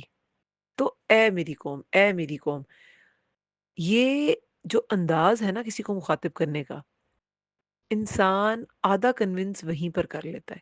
اب دیکھیں فرعون سے اس نے بات کی کہ اگر یہ سچا ہے تو تم بہت مشکل میں پڑ جاؤ گے، اللہ تعالیٰ کا عذاب تمہیں پہنچ جائے گا، اگر جھوٹا ہے تو اللہ ہی سے نمٹ لے گا، لیکن وہ نہ مانا، تو پھر اس نے قوم سے خطاب کیا۔ آپ کو پتہ ہے اس کی سنسیئرٹی دیکھیں، وہ باقاعدہ بڑے پلان، بڑے مہذب انداز کے ساتھ واقعی موسیٰ علیہ السلام کی مدد کرنا چاہتا ہے، اور کیسا اللہ تعالیٰ نے اس کے، موسیٰ علیہ السلام کے اخلاص کی وجہ سے ایک مخلص بندہ دشمن کی قوم سے اٹھا کے کھڑا کر دیا۔ آپ کو پتہ ہے امام راضی کہتے ہیں کہ میں نے اپنی ذات پر گزرنے والے حالات پر تجربہ کیا کہ جب بھی کسی شریر نے میرے متعلق شر کا ارادہ کیا، یعنی کہ کوئی شرارتیں، آج بھی دیکھیں علماء کے خلاف کبھی کوئی بیان دے رہا ہے، کبھی کوئی بھی پبلک فگر ہے، صرف علماء نہیں، پولیٹیشنز ہیں یا ایکٹرز ہیں، کوئی سیلیبریٹیز ہیں، ان کے خلاف بیان بازیاں چلتی رہتی ہیں، ٹھیک ہے؟ تو امام راضی کہتے ہیں کہ جب بھی میرے خلاف کسی شریر نے میرے متعلق شر کا ارادہ کیا اور میں نے اس سے تعارض نہیں کیا، یعنی کہ میں نے اس سے مقابلہ نہیں کیا، بلکہ اللہ کے سپرد کر دیا، سپرد کر دینے پر اکتفا کیا، تو اللہ سبحانہ و تعالیٰ نے ایسے لوگوں کو میرے لیے مقرر فرما دیا جنہیں میں جانتا بھی نہ تھا، اور انہوں نے حد سے بڑھ کر اس شر کو دور کرنے کی کوشش کی۔ یعنی کہ اگر انسان مخلص ہے نا، تو اللہ تعالیٰ، یہ تو آپ نے سنا ہی ہے نا کہ جھگڑوں میں جو مومن خود جواب نہیں دیتا تو فرشتے جواب دیتے ہیں، اسی طرح جو مخلص ہے نا اس کے خلاف کوئی پروپیگنڈا ہوتا ہے، سازش ہوتی ہے، تو اللہ تعالیٰ سپورٹرز کھڑے کر دیتے ہیں۔ اب یہ بھی رجل مومن کہہ رہا ہے کہ اے میری قوم، تمہارے لیے آج بادشاہت ہے کہ غالب ہو زمین پر، آج تمہارے پاس، یہ وقتی چیز ہے، آج تمہارے پاس ہے بادشاہت، تو وقتی چیز ہے نا، دنیا کی بادشاہت ہمیشہ تو نہیں رہتی، تو تمہارے لیے ہے بادشاہت آج کے غالب ہو زمین میں، پھر کون مدد کرے گا ہماری عذاب سے، اللہ کے، اگر وہ آ گیا ہمارے پاس۔ لیکن اگر اللہ کا عذاب آ گیا، اللہ وہ ہستی ہے کہ اس کی طرف سے اگر کوئی وہ شر پہنچانا چاہے تو وہ روک نہیں کوئی سکتا۔ اگر وہ ہم تک عذاب لے آیا، اس نے ہم پر عذاب بھیج دیا، تو پھر کیا کرو گے، پھر کون مدد کرے گا ہماری؟ مددگار تو اصل میں رب ہوتا ہے، تو رب کی طرف سے جب عذاب آ گیا تو کون مدد کرے گا ہماری؟ کہا فرعون نے۔ اب دیکھیں اس میں جو سورہ طٰہٰ ہے، اس میں بھی، سورہ طٰہٰ میں، سورہ شعراء میں بہت سے پاروں میں ذکر ہے فرعون کے اور موسیٰ علیہ السلام کے واقعے کا، لیکن ان میں بہت ڈیٹیل سے ہم نے پڑھا ہے، اور آگے انشاءاللہ اور جگہوں پہ بھی انشاءاللہ پڑھیں گے. تو سورہ طہ میں 79 آیت میں فرعون نے اپنی قوم کو کیا آتا ہے کہ فرعون نے اپنی قوم کو بھٹکایا اور وہ سیدھے راستے پر نہیں تھا. سیدھے راستے پر نہیں تھا. یہ اللہ تعالیٰ نے اس کے بارے میں ایک کنکلوژن دے دیا کہ وہ بھٹکانے والا انسان تھا. لیکن یہاں پہ فرعون نے کیا کہا اس رجل مومن کی بات سن کے؟ کہا فرعون نے نہیں میں تمہیں دکھاتا مگر جو میں دیکھتا ہوں. یعنی کہ میں تمہیں وہی دکھا رہا ہوں جو میں خود جانتا ہوں. اور میں کیا جانتا ہوں؟ میں تمہیں دکھاتا ہوں سبیل الرشاد. سبیل الرشاد بھلائی کا راستہ. یعنی کہ وہ رجل مومن کی بات کا اثر ہونے ہی نہیں دے رہا تھا فرعون. اس سے یہی سمجھ آتی ہے نا کہ ابھی رجل مومن بات کر رہا ہے کہ آج تمہارے پاس بادشاہت ہے، جب اللہ تعالیٰ کا عذاب آ گیا پھر کون مدد کرے گا؟ پھر تمہاری بادشاہت کس کام کی رہے گی؟ کچھ بھی نہیں. ابھی آگے دیکھنا وہ مثالیں بھی کیسی زبردست قسم کی یہ دیں گے جو رجل مومن ہے، وہ کیسی مثالیں دے گا. تو فرعون اندر ہی بات کاٹ کے کیا کہہ رہا ہے کہ میں تو تمہیں بھلائی کا راستہ دکھا رہا ہوں اور بھلائی کے راستے کے علاوہ کچھ دکھا ہی نہیں رہا. میں خود بھی صحیح راستے پر ہوں اور تمہیں بھی صحیح راستے کی طرف لے کے جا رہا ہوں. لیکن یہ صرف ایک اس کا بالکل لاجک لیس اور بالکل بے وزن اس کی ایک بات تھی. اس میں کوئی وزن ہی نہیں تھا کیونکہ اس کے پاس اس کی کوئی دلیل نہیں تھی. لیکن اب یہ جو رجل مومن بات کرے گا یہ دیکھیں کیسے دلائل کے ساتھ بات کرے گا. وقال الذی، اور اس نے کہا یعنی کہ مومن نے کہا، الذی جو آمنا ایمان لایا، یا قومی اے میری قوم، انی بے شک میں، اخافو میں ڈرتا ہوں، علیکم تم پر، علیکم مثلا تم پر، مانند یوم الاحزاب دن کے، یعنی کہ عذاب کے دن کے. یہ یوم سے مراد یہاں پہ سادہ دن نہیں ہے، عذاب کا دن ہے، گروہوں کے، یعنی کہ گزشتہ گروہوں کے. اب یہ کس سے ڈرا رہا ہے لوگوں کو کہ گزشتہ گروہ جو گزرے تم پر بھی ویسا عذاب آ جائے گا جو پچھلی قوموں پر آیا. ماضی بعید کی بات کر رہا ہے کہ جو، اور دیکھیں نا بہت سی چیزیں تو بہت سے جو انبیاء تھے وہ تو آئے ہیں مصر کی طرف ہی.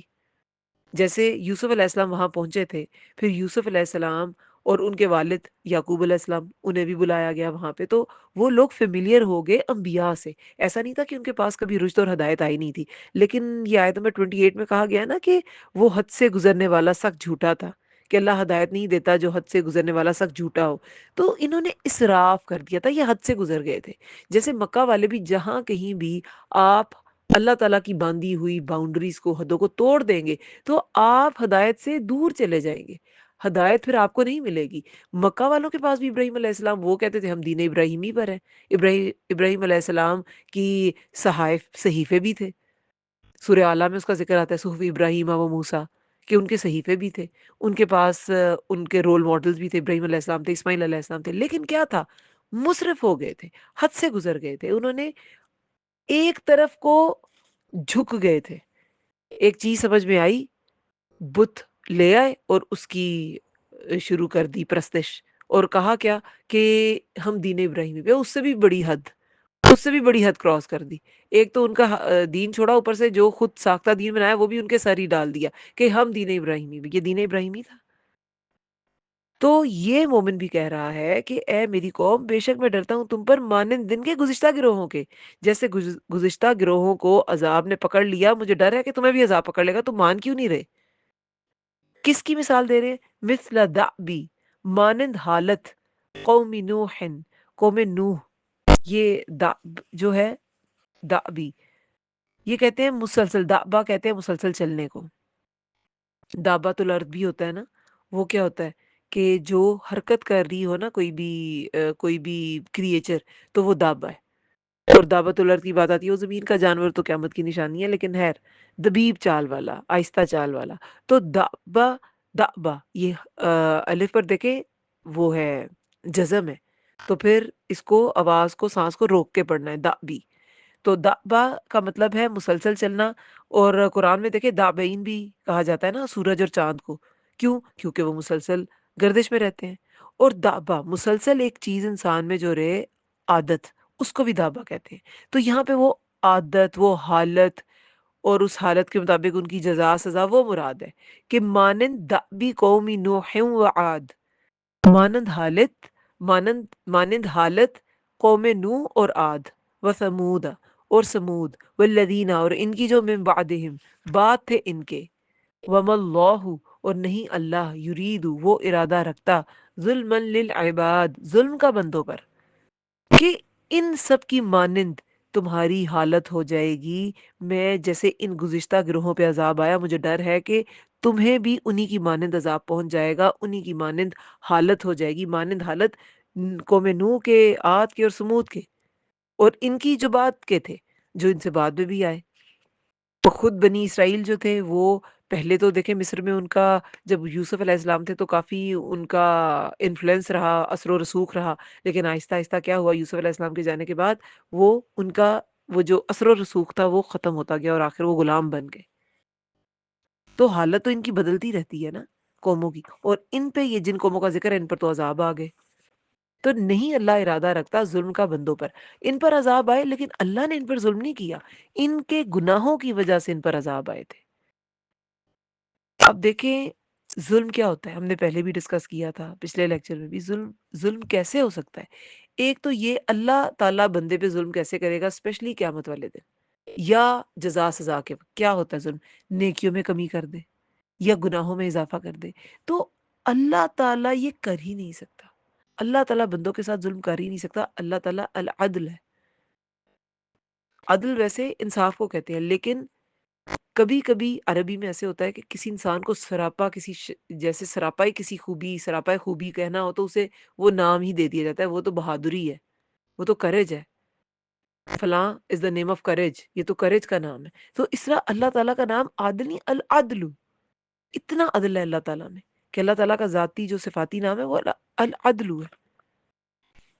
اور دیکھیں وہ حدیث مبارکہ بھی ہے نا کہ جب کوئی بندہ نیکی کا ارادہ کرتا ہے تو اللہ تعالیٰ ایک نیکی لکھ دیتے ہیں، جب نیکی کر لیتا ہے تو 10 سے 700 گنا تک نیکیاں لکھی جاتی ہیں، اور جب گناہ کا ارادہ کرتا ہے تو ایک ہی گناہ کا ارادہ کرتا ہے تو گناہ نہیں لکھا جاتا، گناہ کا ارادہ جب ترک کرتا ہے تو ایک نیکی لکھی جاتی ہے۔ کتنی بڑی بات ہے، صرف گناہ کا ارادہ ترک کرنے پر بھی ایک نیکی لکھی جاتی ہے، لیکن جب گناہ کا ارادہ کرتا ہے تو فرشتہ کیا کہتے ہیں کہ وہ قلم روکے رکھتا ہے، انتظار کرتا ہے کہ شاید یہ پلٹ جائے، پھر جب انسان گناہ کر لیتا ہے تو ایک گناہ لکھا جاتا ہے۔ اب یہ تو اللہ کی اس حدیث سے مفہوم ہے، یہ تو اس سے رحمت ہی رحمت ظاہر ہوتی ہے کہ انسان نیکیاں جب کرے گا تو بڑھا چڑھا کے دی جائیں گی، لیکن جب گناہ کرے گا تو بس اتنی ہی سزا دی جائے گی جتنا گناہ کیا ہے۔ تو ظلم تو نہ ہوا نا، وَمَا اللَّهُ يُرِيدُ ظُلْمًا لِلْعِبَادِ، نہیں اللہ تعالیٰ وہ ارادہ رکھتا ظلم کا اپنے بندوں پر۔ وَيَا قَوْمِ، دیکھیں بار بار یا قومی یا قومی، اے میری قوم، انی، اب وہ اپنی بات کو مزید آگے بڑھا رہے ہیں، اور وا کا دیکھیں سیگا، وا کا حرف لگا ہے، وَيَا قَوْمِ، اور اے میری قوم، انی بے شک میں، اخاف علیکم میں ڈرتا ہوں تم پر، یوم التناد ایک دوسرے کو پکارنے کے دن سے، نون دال یا اس کا روٹ ورڈ ہے، ندا بھی اسی سے ہے، تو ایک دوسرے کو پکارنے کا دن، یہ بھی قیامت کے دن کا نام ہے یوم التناد۔ کیوں کہا گیا قیامت کے دن کو یوم التناد؟ بہت سی پکاریں ہوں گی نا اس دن، جنت والے جو ہے وہ جہنمیوں کو، جہنمیوں والے جنتیوں کو پکار رہے ہوں گے، جنت والے آپس میں ایک دوسرے سے لڑے جھگڑے کے نہیں، جہنمیوں کے تو آپس میں جھگڑے بھی بہت کوٹ کیے گئے ہیں نا، کہ وہ مستضعفین کو مستکبرین کیا کہہ رہے ہوں گے، اور تکبر کرنے والوں کو مستضعفین کیا کہہ رہے ہوں گے، یہ ساری باتیں ہم پڑھ چکے ہیں۔ پھر جب نیکیوں کا پلڑا ہلکا ہوگا تو فرشتے پکار کر کہیں گے کہ فلاں بن فلاں کا مالامہ ہلکا ہو گیا، اور اس طرح کی جو پکاریں ہیں وہ لگ رہی ہوں گی۔ پہلے ہم نے پڑھا کہ یہ ملاقات کا دن ہوگا، وہ کیا لفظ تھا؟ یوم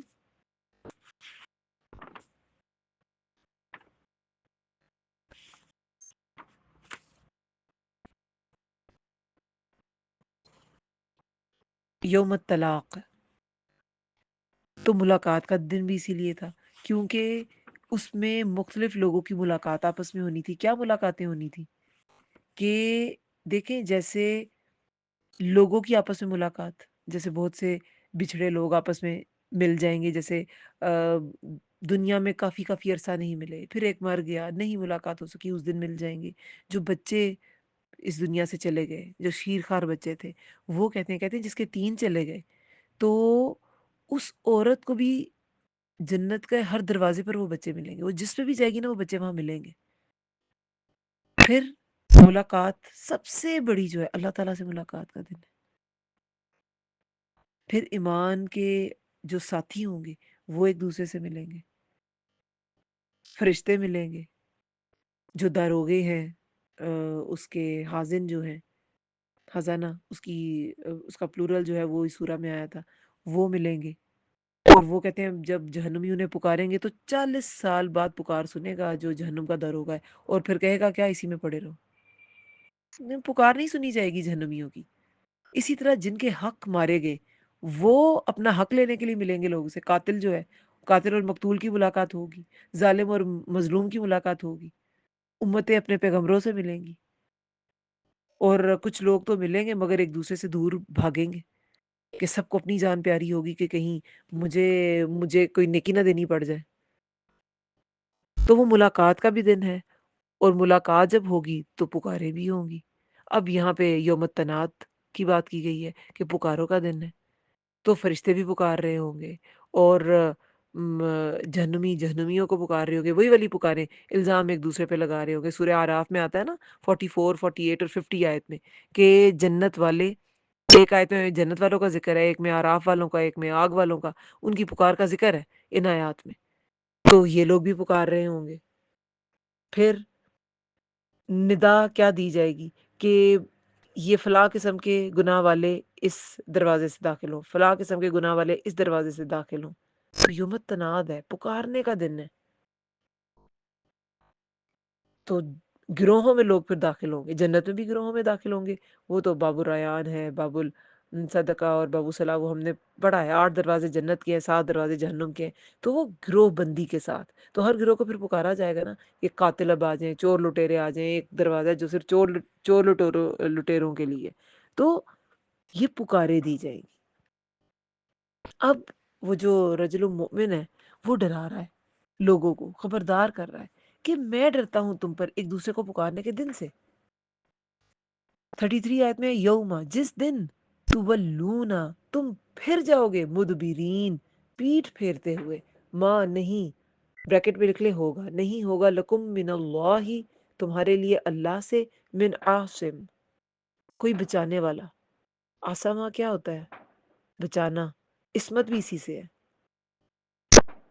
اور عاصم جو ہے وہ بچانے والا ایسی ہے کہ عصمت بھی تو بچائی جاتی ہے نا، تو یہ عاصم ورڈ ایسی ہی ہے، بچانے والا۔ تو اللہ تعالیٰ سے کوئی اس دن بچانے والا نہیں ہوگا۔ وَمَن يُضْلِلِ اللَّهُ، اور جسے بھٹکا دے اللہ، فما، تو نہیں، لہو، اس کے لیے، من ہاد، کوئی ہدایت دینے والا۔ جسے اللہ بھٹکا دے تو پھر اسے کوئی ہدایت دینے والا نہیں ہوتا۔ پہلے دیکھیں رجل مومن نے یہ ماضی بعید کی مثالیں بتائیں، یہ جو قومیں تھیں، قوم عاد، قوم نوح، قوم سمود، کہ ان کی طرح کا تمہارا حال ہو جائے گا، انہوں نے بھی اللہ تعالیٰ کے حکم کی خلاف ورزیاں کی، انہوں نے رسولوں کو جھٹلایا تو ان پر عذاب آ گیا۔ میں ڈرتا ہوں کہ تم پر بھی عذاب آ جائے گا اب آگے، اور اللہ تعالیٰ کسی پہ ظلم نہیں کرتا۔ پہلے اس نے کہا کہ میں عذاب کی وجہ سے ڈرتا ہوں، علیکم مثل یوم الاحزاب، تم پر مانند دن کے گزشتہ گروہ ہوگی، یعنی کہ عذاب کے دن سے ڈرتا ہوں۔ اب یہاں پہ وہ کہہ رہا ہے کہ میں تم سے یوم التناد سے تمہارے بارے میں میں فکر مند ہوں، اور میں ڈرتا ہوں یوم التناد سے، جس دن لوگ ایک دوسرے کو پکاریں گے۔ اب اس دن کو وہ مزید الیبوریٹ کر رہا ہے۔ دیکھیں یہ جو اس کی دعوت کا سٹائل ہے نا، یہ بڑا زبردست ہے، ہر چیز وہ سمجھا رہا ہے بڑے طریقے سے، کہ جس دن وہ اتنا سخت دن ہے کہ تم اپنی پیٹھ پھیر لو گے، اور تمہارے لیے اللہ سے کوئی بچانے والا نہیں ہوگا، اللہ سے تمہیں کوئی بچا نہیں سکے گا، جسے اللہ بھٹکا دے اسے کوئی ہدایت نہیں دے سکتا۔ تو تم اللہ تعالیٰ نے جو ہدایت کا انتظام کیا نا، تم اس کی طرف آ جاؤ۔ تمہاری طرف جو اللہ تعالیٰ نے انسانوں کے لیے ہدایت کا انتظام کیا کیا، اللہ تعالیٰ خود تو نہیں آئیں گے ہدایت دینے، رسول بھیجے ہیں، تو یہ جو رسول بھیجے ہیں ہارون اور موسیٰ، ان پر تم ایمان لے آؤ۔ اگر تم نے ان پر ایمان تم نہ لائے تو پھر اللہ اگر تمہیں بھٹکا دے گا تو تمہارے لیے کوئی ہاد نہیں ہوگا، کوئی ہدایت دینے والا نہیں ہوگا۔ اب پرانی قوموں کی مثالیں دیں، پرانے لوگ پر جو عذاب آیا اس کو سمجھایا، یوم التناد کو سمجھایا، اس دن کی جو سختی ہے اس کو سمجھایا، پھر اب تھوڑی سی ماضی قریب کی مثال دی، وَلَقَدْ اور البتہ تحقیق جاءکم آیا تمہارے پاس یوسف یوسف من قبل اس سے پہلے بالبینات سات واضح دلائل کے فما تم مسلسل رہے تم، فما اس کا معنی تو ہوگا تو نہیں زوال تمہیں، یعنی کہ اندر کوئی ڈسکنیکٹ نہیں کوئی چیز ہوئی، تم مسلسل اسی حالت میں رہے، ساتھ واضح دلائل کے تم مسلسل رہے تم، فی شک مما شک میں اس چیز سے جو جاءکم وہ لایا تمہارے پاس بھی اسے، یعنی کہ یوسف علیہ السلام کی تعلیمات جو تھیں وہ بھی واضح دلائل لے کے آئے تھے، لیکن تم ان سے بھی شک کرتے رہے تھے، وہ بھی لائے تھے تمہارے پاس جو چیز، تو تم اس پہ بھی شک کر رہے تھے، حتیٰ یہاں تک کہ اذا جب ہلاکا وہ ہلاک ہو، وہ فوت ہو گیا، قل تم کہا تم نے لن یبعث اللہ ہرگز، یبعثا مبعوث کرنا کیا ہوتا ہے؟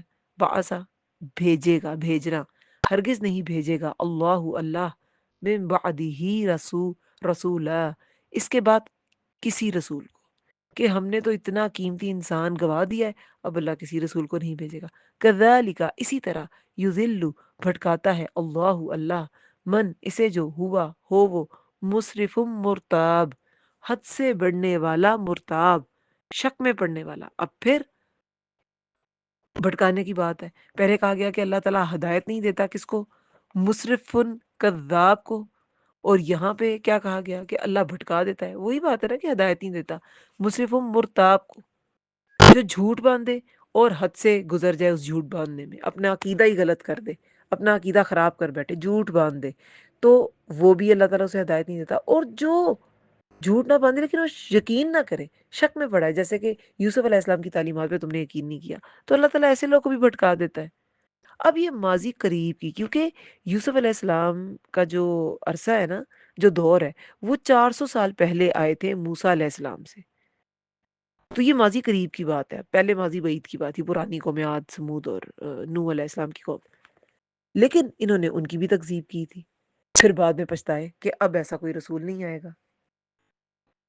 اب یہ جو آل فرعون تھی، یہ بظاہر دیکھے بڑی ترقی یافتہ تھے، لیکن کیا تھا ان میں؟ آل فرعون اخلاقی پستی کا شکار تھے، ایک تو ظلم کر کر کے انسان کا دل، وہ دل میں سختی آ جاتی ہے، دل جو ہوتے ہیں نا، وہ قسوہ کا ورڈ آتا ہے نا، کہ وہ سخت ہو جاتے ہیں دل، تو ان میں سختی آ گئی تھی، وہ حق کو ویسی قبول نہیں کر پا رہے تھے، کیونکہ ظلم گناہ انسان کے دل کو سخت کر دیتا ہے، کساوت آ جاتی ہے دل میں، یہ بھی ان میں تھا، اور پھر اخلاقی پستی کا بھی شکار تھے، ظاہر ہے اخلاقی پستی کا شکار تھے تو ظلم کر رہے تھے نا بنی اسرائیل پہ، باشعور جو با اخلاق لوگ ہوتے ہیں وہ کیا کرتے ہیں؟ وہ حق کو قبول کر لیتے ہیں، اور جو حق لے کر آتا ہے، جو اچھی بات بتاتا ہے، اچھے انسانوں کی بھی قدر کرتے ہیں، اچھے انسان نعمت ہوتے ہیں نا، تو نعمت کی شکر گزاری ہوتی ہے ایک اچھے انسان میں، ایک با اخلاق انسان میں، تو نعمت کو کی شکر گزاری کرتے ہیں، نعمت کو اچھے طریقے سے استعمال کرتے ہیں، لیکن جو بے شعور لوگ ہیں، جو اخلاقی پستی کا شکار ہے، جو خود کو ہی بہت کوئی اعلیٰ اور عرفہ ہستی سمجھتے ہیں، وہ پھر نعمتوں کو بھی اپنی ہی کسی علم کا اور اپنی ہی کسی صلاحیت کا کمال سمجھتے ہیں، وہ پھر اللہ تعالیٰ کی شکر گزاری نہیں کرتے، نعمتوں کی ناقدری کرتے ہیں، تو یہ نعمتوں کی جو ناقدری ہے نا، یہ بے شعور انسان کی نشانی ہے، جو آل فرعون تھے۔ کتاب اور رسول اللہ کی بہت بڑی نعمتیں ہیں، جو اس کو ٹھکراتا ہے، آج اگر کوئی مسلمان بھی اس کو ٹھکراتا ہے، اس کے ہوتے ہوئے وہ اسے رہنمائی حاصل نہیں کرتا، تو کیا ہے؟ وہ بھی ناقدری میں پڑا ہوا ایک بے شعور انسان ہے۔ تو یہ نعمتوں میں سے بڑی نعمتیں، کیونکہ یہ بڑا فائدہ دلاتی ہیں، آخرت کا فائدہ، ان کی بڑی شکر گزاری کرنی چاہیے، کتاب، اللہ کا رسول، مگر جسے شک ہوگا تو وہ کبھی ان نعمتوں کی قدر کر ہی نہیں سکے گا، اس کا معاملہ حد سے بڑا ہوا ہی رہے گا، تو اللہ تعالیٰ مسرف و مرتاب کو ہدایت نہیں دیتا، جو خام ہا شک کرے، جو بلا وجہ جھگڑا کرے، آگے جھگڑے کی بھی بات آئے گی کہ وہ جھگڑتے ہیں آیات میں، تو اللہ تعالیٰ ایسے لوگوں کو تو ہدایت نہیں دیتا نا۔ اب وہ جو رجل مؤمن تھا، اس نے یوسف علیہ السلام کی مثال دی کہ تم نے ان کی بھی قدر نہیں کی۔ یوسف علیہ السلام کی تعلیمات بھی تمہارے نفس کی خواہشات کے خلاف تھی، تو تم نے ان کی بات میں بھی شک کیا، تم نے ان کا بھی انکار کیا۔ شک سے کیا ہوتا ہے کہ ایک تو شک یقین کی ضد ہے۔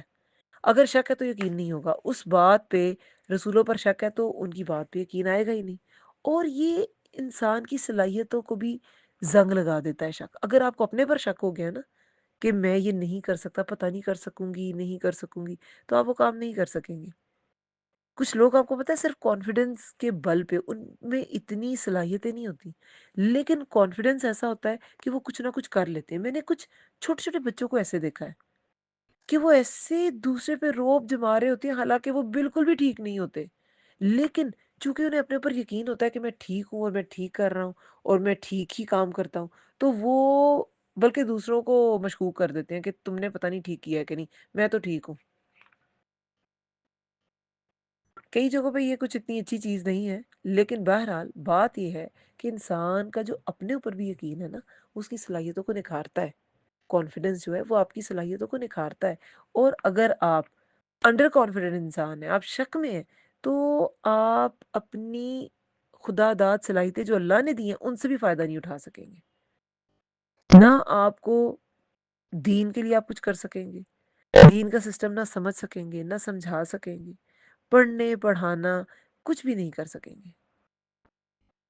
تو اعتماد بڑا ضروری ہے، یقین بڑا ضروری ہے۔ اسی طرح اللہ بھٹکاتا ہے جو حد سے بڑھنے والا ہو، شک میں پڑنے والا ہو، مسرف و مرتاب ہو۔ ریب ہوتا ہے نا شک، اسی سے ہے یہ۔ الذین، وہ لوگ جو یجادلون، جھگڑتے ہیں، فی آیات اللہ، آیات میں اللہ کی، بغیر سلطان، بغیر کسی دلیل کے، آتاہم، جو آئی ہو ان کے پاس، کبرا، بڑی ہے، مقتن، ناراضگی کی بات، عند اللہ، نزدیک اللہ کے، وعند الذین آمنوا، اور نزدیک ان کے جو ایمان لائے۔ کذالک، اسی طرح، یتبع اللہ، مہر لگا دیتا ہے اللہ، علی، اوپر، کل قلبی، ہر دل کے، یعنی کہ ہر اس شخص کے دل کے، متکبر جبار، جو تکبر کرنے والا ہے، سرکش ہے۔ اب پہلے اس نے کہا کہ مسرف اور کذاب کو اللہ ہدایت نہیں دیتا، پھر مسرف اور مرتاب کو، کیونکہ یہ ساری چیزیں وہ اپنی قوم پہ دیکھ رہا تھا نا کہ یہ اسراف کی حد پر ہے، یہ حد سے گزرے ہوئے ہیں، یہ جھوٹے ہیں، یہ جھوٹ بول رہے ہیں کہ فرعون خدا ہے۔ کیا فرعون خدا تھا؟ ان کے جیسا انسان تھا، تو یہ جھوٹے بھی ہیں۔ اور یہ جو موسیٰ اور ہارون کے بارے میں کہہ رہے ہیں وہ بھی جھوٹ ہے۔ جیسے فرعون نے کہا کہ یہ تمہارے دین کو خراب کر دے گا، تمہارا دین بدل دے گا، وہ بھی جھوٹ تھا۔ اور دین تھا ان کا کون سا؟ دین تو ان کی صحیح راہ تو تھی ہی نہیں، وہ بھی جھوٹ تھا۔ پھر مرتاب، شک میں بھی تھے، جو رسول اللہ نے بھیجے ہارون اور موسیٰ، ان کی تعلیمات کے بارے میں بھی شک تھے۔ اب وہ ایک اور بات کر رہا ہے کہ تم جھگڑے میں بھی ہو، تم جھگڑ بھی رہے ہو، تو جو لوگ اللہ کی آیات میں جھگڑتے ہیں بغیر کسی دلیل کے، جو آئی ہو ان کے پاس، بڑی ہے نا، تو اللہ تعالیٰ ایسے لوگوں سے سخت ناراض ہوتا ہے۔ یہ جو مقت ہے نا، مقت، مقتن عند اللہ، ناراضگی کی بات ہے نزدیک اللہ کے۔ مقت کا مطلب ہوتا ہے اشد البغض، بڑے درجے کا بغض۔ اللہ ایسے لوگوں سے بڑے درجے کا بغض رکھتا ہے جو بغیر دلیل کے جھگڑتے ہیں۔ اور آج بھی آپ لوگ دیکھیں، آپ کچھ لوگوں کو حدیث بتائیں گے، آیات بتائیں گے، اور اوتھینٹک احادیث بتائیں گے، اور وہ وہی بات کیے جائیں گے جو ان کے مسلک کی ہے، وہ ہل کر نہیں دیں گے، بغیر دلیل کے بات کریں گے، جھگڑا کریں گے آیات میں۔ کیوں؟ اپنے اوپر کسی کی بات نہیں نا برداشت کر سکتے، اللہ اور رسول کی بھی نہیں کر سکتے۔ یہ جو تکبر ہے نا، یہ اتنی بڑی چیز ہے۔ یہ جو شخصیت پرستی ہے نا، یہ انسان کو حق قبول نہیں کرنے دیتی۔ تو یہ بھی جو فرعون کہہ رہا تھا اس کے پیچھے لگے تھے اور حق قبول ہی نہیں کر کے دے رہے تھے۔ تو اس رجل المؤمن نے کہا کہ جو اللہ کی آیات میں جھگڑتے ہیں، جو اللہ کی آیات کو مانتے نہیں ہیں، اس پہ بحث کرتے ہیں، بحث مباحثہ کرتے ہیں، جیسے کہ رسول اللہ نے ناراض ہوئے ان دو لوگوں سے جنہوں نے، جو دین پر بحث کر رہے تھے، انہوں نے کہا پہلی قوم اس لیے ہلاک ہوئی کہ وہ دین پر بحث کرتی تھی، وہ دین پر جھگڑا کرتی تھی۔ دین کی بات پر بھی جھگڑنا نہیں ہے۔ صحابہ میں اختلافات ہوتے تھے لیکن وہ آپس میں بغض نہیں رکھتے تھے، جھگڑتے نہیں تھے، ان جھگڑوں کو طول نہیں دیتے تھے۔ جب انشاءاللہ کبھی اللہ نے موقع دیا ہسٹری ہم پڑھیں گے، اسلامک ہسٹری، تو ہم دیکھیں گے یہ جو بڑی بڑی جنگیں ہوئے ہیں، جنگ جمل ہے، یہ جنگ صفین ہے، جو مسلمانوں سے جنگ تھی، کسی وجہ سے ہوئی حضرت علی رضی اللہ عنہ کے دور میں، تو اس میں وہ کس اعلیٰ اخلاق کا مظاہرہ کرتے تھے۔ ہو تو گئی وہ جنگیں کسی مس انڈرسٹینڈنگ کی وجہ سے یا کسی بھی وجہ سے، جو خارجین تھے ان کا بھی اندر، جو باغی تھے اندر ان کی سازشیں بھی تھیں اور بہت کچھ تھا، وہ بڑے فیکٹرز ہیں، لیکن اعلیٰ اخلاق نہیں چھوڑتے تھے۔ جنگ جمل میں حضرت علی نے عائشہ رضی اللہ عنہا کو سیفلی پہنچایا تھا مقام پہ، اور ان کو جب واپس بھجوایا گیا تو خود سی آف کرنے آئے۔ حسن رضی اللہ عنہ کو، حسین رضی اللہ عنہ کو بھیجا کہ جاؤ اماں کو پہنچا کے آؤ بارڈر تک۔ چھوٹی بات نہیں ہے یہ۔ تو بغیر دلیل کے جھگڑا، ایک تو جھگڑا ویسے نہیں پسند، اور بغیر دلیل کے تو اللہ تعالیٰ ایسے انسان سے سخت بغض رکھتا ہے، اشد البغض، مقتا، مقت، نزدیک اللہ کے، اور بڑی ناراضگی کی بات ہے نزدیک اللہ کے اور نزدیک ان کے جو ایمان لائے۔ بغیر دلیل کے جھگڑنا اللہ کی ناراضگی کا بھی سبب ہے اور ایمان والوں کی ناراضگی کا بھی سبب ہے۔ اور اسی طرح جب ایک انسان گناہ کر کے اس کو ریئلائز نہیں کرتا، اس کو سمجھتا نہیں ہے کہ میں نے گناہ کیا ہے، وہ جیسے حدیث میں آتا ہے نا کہ گناہ کرنے سے ایک سیاہ دبا لگ جاتا ہے، پھر جب انسان توبہ کرتا ہے تو اسے مٹا دیا جاتا ہے، اور پھر اگر وہ توبہ نہیں کرتا تو وہ سیاہ دبا پھیل جاتا ہے، اور گناہ پہ گناہ مزید کرنے سے وہ دبا بڑھتا جاتا ہے اور سارا دل کالا ہو جاتا ہے۔ پھر کیا ہوتا ہے؟ اب یہ لوگ اگر یہ حد سے بڑے ہوئے ہیں، یہ جھوٹ بھی باندھ رہے ہیں، یہ شک میں پڑے ہوئے ہیں، پھر یہ بحثیں بھی کر رہے ہیں، یہ گناہ پہ گناہ کر رہے ہیں، تو اللہ تعالیٰ کی ناراضگی ان کے لیے شدید ہوگی، اور پھر اللہ تعالیٰ سارا دل کالا جائے گا، اللہ تعالیٰ یتبع اللہ، مہر لگا دیتا ہے اللہ اوپر ہر ہر اس شخص کے دل کے جو متکبر ہے اور جبار ہے۔ متکبر کیا ہوتا ہے؟ تکبر کرنے والا۔ جبار کیا ہوتا ہے؟ جبر کرنے والا، سرکش۔ جباریت جو ہے نا وہ اللہ کا حکم نہ ماننا ہے، اور متکبر کیا ہے؟ خود کو بڑا سمجھنا۔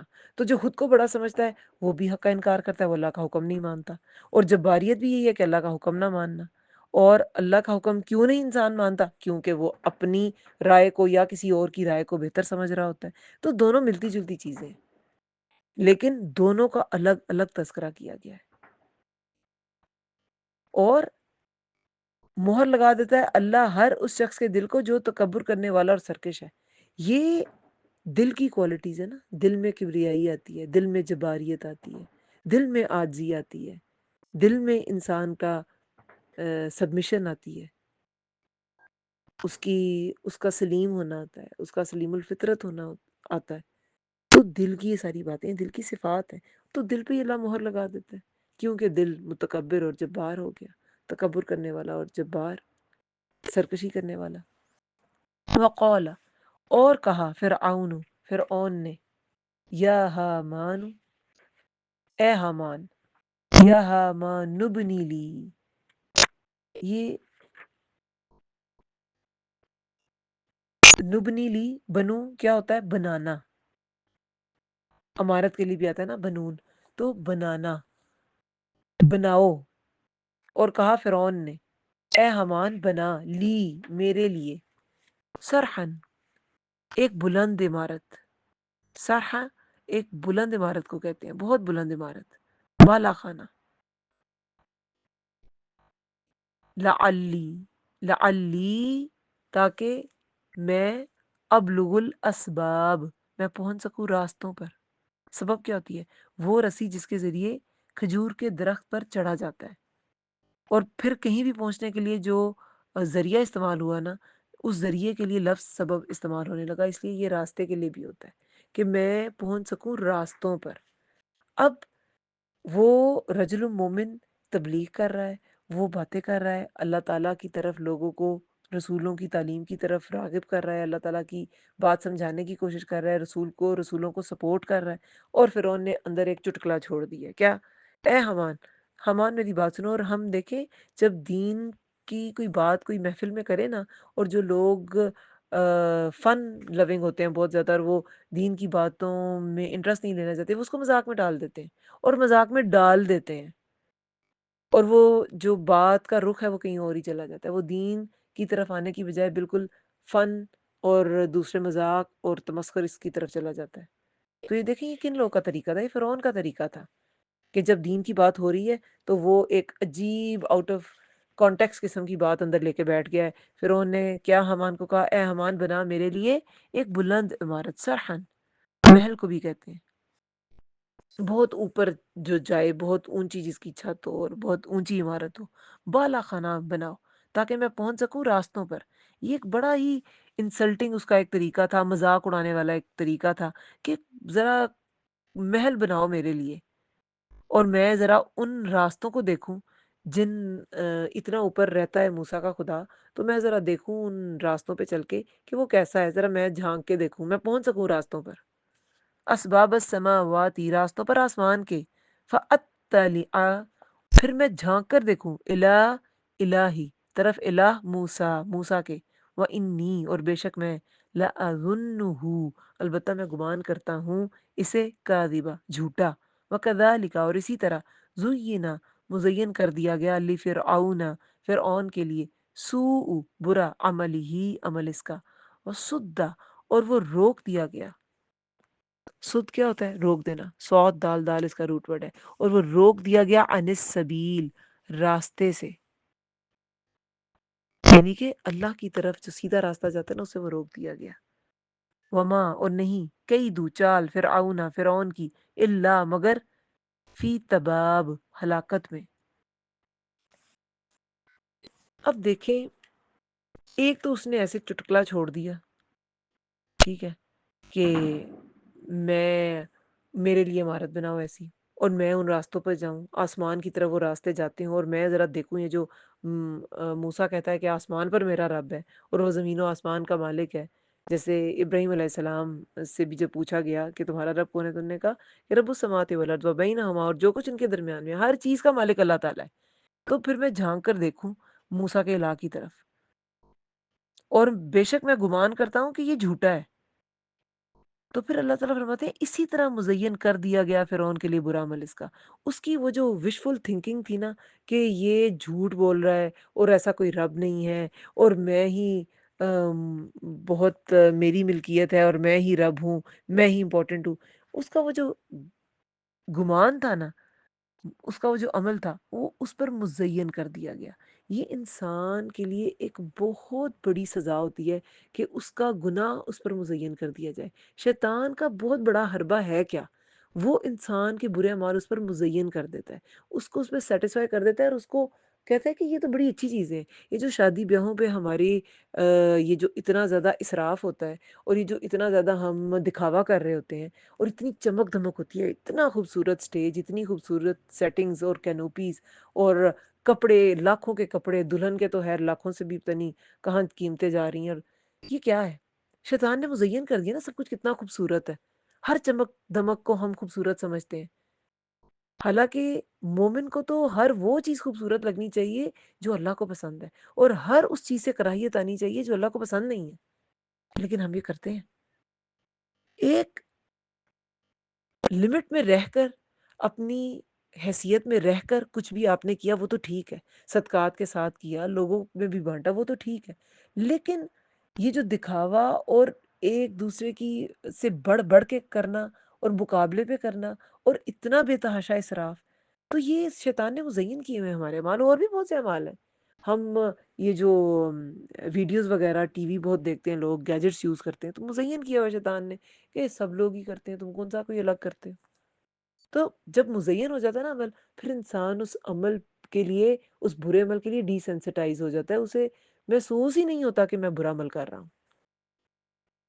تو اسی طرح مزین کر دیا گیا فرعون کے لیے برا عمل اس کا، وہ برا عمل اس کا مزین کر دیا گیا اور وہ روک دیا گیا راستے سے، لیکن اس کی جو بھی وہ چال تھی وہ اس کی ہلاکت کا، تب ہوتی ہے ہلاکت، تباب، مسلسل نقصان کی وجہ سے ہلاکت کو پہنچنا، یہ ہوتا ہے تباب۔ تو مگر فرعون کی چال جو تھی ہلاکت میں تھی۔ اب انسان کے لیے برا عمل مزین کب کیا جاتا ہے؟ تبھی کیا جاتا ہے جب ہلاکت اللہ تعالیٰ اس کی نا مقدر کر دیتا ہے، تو پھر برا عمل مزین ہو جاتا ہے۔ شیطان برا عمل مزین کرنے میں کامیاب ہو جاتا ہے۔ تو فرعون کے لیے قرآن میں لکھ دیا گیا کہ اس کا برا عمل مزین کر دیا گیا۔ اب اس سے کیا مراد ہے؟ دیکھیں، سب سے پہلے تو اس نے ایسی بات کی کہ سب لوگ ہنس پڑے، سب لوگ کی اٹینشن اس رجل و مومن کی بات سے، اس کی تقریر سے، اس کے خطاب سے ہٹ جائے، تو اس نے ایک عجیب سی بات کر دی، یعنی کہ وہ اتنی باتیں سننے کے باوجود اپنی بات پر قائم تھا۔ اس سے یہی ثابت ہوا کہ اس کا عمل اس پر مزین کر دیا گیا تھا، اور اس نے کہا کہ ہاں مجھے راستہ مل بھی جائے، مجھے پتہ یہ جھوٹا ہے۔ تو ایسے شخص کی کوئی بات فائدہ مند نہیں ہوتی۔ جس پر برے مال مزین ہو جاتے ہیں نا، اس سے پھر اس کی زبان سے بھی ایسی بے فائدہ چیزیں ہی نکلتی ہیں، کیونکہ وہ ایک بے فائدہ چیز میں پڑا ہوتا ہے، بے فائدہ ایکٹیویٹیز میں پڑا ہوتا ہے، تو وہ جو اس سے کنکلوڈ کرے گا بات کو، وہ بھی تو بے فائدہ ہی ہوگی نا۔ اب اس سے سمجھ کیا، سبق کیا ملا؟ یہ جو لا علمی ہے نا، بے علمی، لا علمی، انسان کو اصلاح سے دور رکھتی ہے۔ جب انسان اللہ تعالیٰ کو پہچان لیتا ہے تو ہو نہیں سکتا وہ اپنی اصلاح نہ کرے، لیکن جب انسان اللہ تعالیٰ کو پہچانتا نہیں ہے تو وہ گمراہی میں پڑ جاتا ہے۔ ایک انسان جو اسے راستہ ملا ہی نہیں اللہ تعالیٰ کی طرف جانے کا، وہ بھی گمراہ ہے، اور ایک انسان جسے راستہ مل گیا لیکن اس کو کھو بیٹھا، وہ بھی گمراہ ہے۔ اب یہ تو اس راستے کی طرف آئی نہیں نہ رہا فرعون، جو لوگ دین کی طرف آتے ہی نہیں، رسول کی تعلیم کی طرف آتے نہیں، تو وہ تو بھٹکے ہوئے لوگ ہیں نا، وہ تو وسد عن السبیل، روک دیا گیا راستے سے۔ لیکن کچھ لوگ راستہ ہونے کے باوجود بھٹک جاتے ہیں، جیسے آج کا مسلمان ہے، اللہ نے راستہ دیا، اس مسلمان گھرانے میں پیدا ہوا، لیکن اس نے کھو دیا اپنا راستہ۔ تو دونوں طرح کے جو لوگ ہیں نا، دونوں ہی ہلاکت اور تباہی میں ہوتے ہیں، دونوں کی جو مقدر ہے نا، وہ ہلاکت ہی ہوتی ہے۔ تو پھر لا علم انسان اصلاح سے دور رہتا ہے، وہ اپنی اصلاح نہیں کر سکتا۔ اللہ کی جتنی معرفت ہوگی اتنا زیادہ انسان ان طریقوں پر چلے گا جو اللہ کو پسند ہے۔ اللہ تعالیٰ کی طرف راستہ جو جاتا ہے نا، اس سے پہلے اللہ کی پہچان ضروری ہے۔ تو اگر آپ اللہ کے بتائے ہوئے راستے پر صراط مستقیم پہ چلنا چاہتے ہیں تو پہلے اللہ کو پہچانیں، خود کو، اپنی غلطیوں کو دیکھیں، سیلف انالیسس کریں، خود کو پرکھیں، اپنا محاسبہ کریں کہ میں کہاں پہ غلط ہوں۔ خود کو پرکھے بغیر بھی اسلام ممکن نہیں، جیسے علم کے بغیر اسلام ممکن نہیں نا، اسی طرح اپنا سیلف انالیسس کیے بغیر، اپنے آپ کو پرکھے بغیر، محاسبہ کیے بغیر بھی اسلام ممکن نہیں۔ دیکھیں، علم آتا ہے تو انسان کو پتہ چل جاتا ہے یہ حق ہے اور یہ باطل ہے، سمجھ آ گئی؟ اس کے بعد انسان جب تک خود کو اس کسوٹی پہ رکھ کے تولے گا نہیں کہ میں حق پر ہوں یا باطل کی طرف ہوں، تو وہ کیسے اپنی اصلاح کرے گا؟ دونوں چیزیں بڑی ضروری ہیں، ایک علم بھی اور ایک خود کو پرکھنا بھی، اس کے بغیر اصلاح ممکن نہیں ہے۔ جب بھی کوئی انسان آپ کی برائی کوئی پوائنٹ آؤٹ کرے نا، تو اسے لڑنے کی بجائے، اس کا منہ بند کرانے کی بجائے سوچے ضرور کہ اگر واقعی مجھ میں ہے تو نہیں، اور میں اس کو دور کیسے کروں۔ اور اب اس کا یہ مطلب بھی نہیں ہے کہ ہر ایک کی بات، ہر ایرے گیرے کی بات دل پر لے لیں، ہاں اس نے مجھے کہا مجھ میں برائی ہے، اب مجھ میں یہ برائی ہے، اب میں اس کو دور کروں۔ کچھ لوگ، ہر انسان اپنے سرکل کو سمجھتا ہے، کچھ لوگ کا مقصد ہی تنقید برائے تنقید ہوتا ہے، وہ راضی نہیں ہوتے آپ کچھ بھی کر لیں، تو ایسے لوگ کی بات نہیں کر رہی۔ لیکن ویسے اگر کوئی سمجھدار انسان جو اتنا ہر وقت کا کرٹیسزم اس کا کوئی شیوا نہیں ہے، وہ اگر کوئی بات کہتا ہے تو ضرور آپ سوچیں کہ اس کو دور کیسے کیا جائے۔ خود بھی سیلف انالیسس جو کرتا ہے اسے تو کسی کی بات سننے کی ضرورت ہی نہیں رہتی، وہ خود کو خود ہی بہت انالائز کر رہا ہوتا ہے، اور مومن کرتا ہے۔ جو ایمان ہے نا، وہ انسان کے اندر ایک فرقان پیدا کر دیتا ہے، یہ قرآن کا علم انسان کے اندر فرقان پیدا کر دیتا ہے۔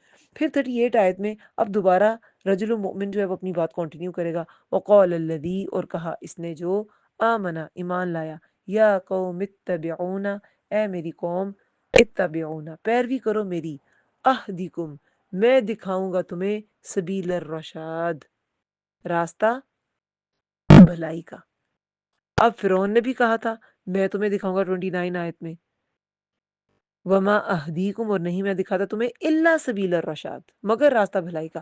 اب یہاں رجل مومن بھی یہی کہہ رہا ہے کہ میں دکھاؤں گا تمہیں راستہ بھلائی کا، اے میری قوم میری پیروی کرو، میں تمہیں۔ دونوں میں فرق کیا ہے؟ جملہ تو ایک ہی ہے۔ فرعون کے پاس کوئی دلیل نہیں تھی، اپنی بات کی کوئی دلیل تھی؟ کوئی دلیل نہیں تھی، لیکن رجل مومن کے پاس دلیل تھی۔ ایک تو وہ خود بیان کر رہے ہیں، جو رجل مومن ہے وہ خود بیان کر رہا ہے کہ اللہ تعالیٰ نے ان کو بھیجا ہے، ان کے پاس نشانیاں ہیں، نشانیاں بھی تھیں، ید بیضہ بھی تھا اور عصا بھی تھا، اور وہ جو عذاب آئے جو موسیٰ علیہ السلام کی دعا کی وجہ سے ہی ٹالے جاتے تھے، فرعون کی دعا سے کیوں نہیں ٹالے جاتے تھے؟ نشانیاں تھیں نا کہ یہ رسول ہے، تو اس کے پاس دلائل تھے، اس کے پاس نشانیاں تھیں، اور وہ اس وقت سے خطاب کر رہا ہے دلائل کے ساتھ کہ اللہ تعالیٰ تمہارے دلوں پہ مہر لگا دے گا۔ اللہ تعالیٰ جو ہے وہ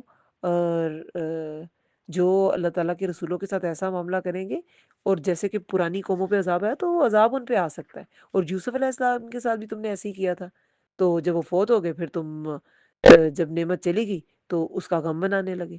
انسان کی فطرت ہے نا، جب نعمت اس کے پاس ہوتی ہے قدر نہیں کرتا، جب چلی جاتی ہے تو کہتا ہے وہ نعمت تو بہت قیمتی تھی میں نے گوا دی۔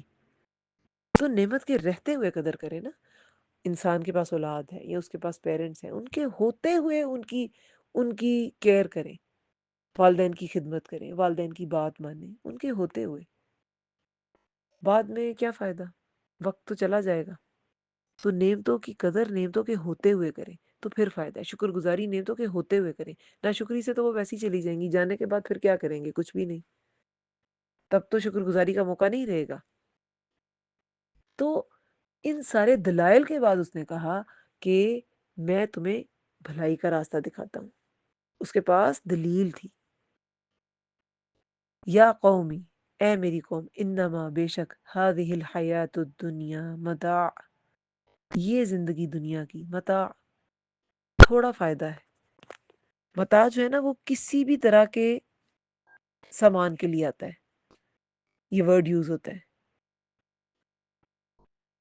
کسی بھی طرح کا سامان، جیسے کہ کھانے کا سامان وہ بھی ہو سکتا ہے، آپ کے گھر کی چیزیں وہ بھی متاع ہیں۔ تو دنیا کی زندگی تو متاع اور فائدہ، سامان سے انسان فائدہ اٹھاتا ہے، تو دنیا کی زندگی متاع ہے، تھوڑا فائدہ ہے۔ وَإِنَّ الْآخِرَةَ، اور بے شک آخرت، ہیا وہی دار القرار، گھر ہے قرار کا، وہ ٹھہرنے کی جگہ ہے، وہاں پہ قرار پکڑے گا انسان۔ تو اس دنیا کی زندگی کے دھوکے میں نہ آؤ، اور وہ جو گھر قرار کا ہے اس کا سوچو کہ آج یہ فرعون کے خلاف یا آج ان کے اثر و رسوخ کے خلاف یہ جو رسول ہیں ان کی تائید کرو، ان کو فالو کرو، ان کی پیروی کرو، تو تمہاری آخرت سنورے گی۔ تو یہ زندگی دنیا کی تو تھوڑا سا فائدہ ہے، متاع قلیل بھی کہا گیا ہے دنیا کو قرآن میں، تو تھوڑا فائدہ ہے۔ اور آخرت جو ہے وہ دار القرار ہے، وہ ہمیشہ کا گھر ہے، قرار پکڑنے کی جگہ ہے۔ من، جس نے عمل کیا سیئہ برا، فلا تو نہ یجزا، وہ بدلہ دیا جائے گا، الا مگر مثلہا مانند اسی کے، ومن، اور جس نے عمل کیا صالحا نیک، من ذکرن، کوئی مرد ہو، او انثا، یا عورت، وہوا، جبکہ وہ مؤمن، مومن ہو، فاولئک، تو یہی لوگ ہیں، یدخلون، جو داخل ہوں گے، الجنت، جنت میں، یرزقون، وہ رزق دیے جائیں گے، فیہا، اس میں، بغیر حساب، بغیر حساب کے۔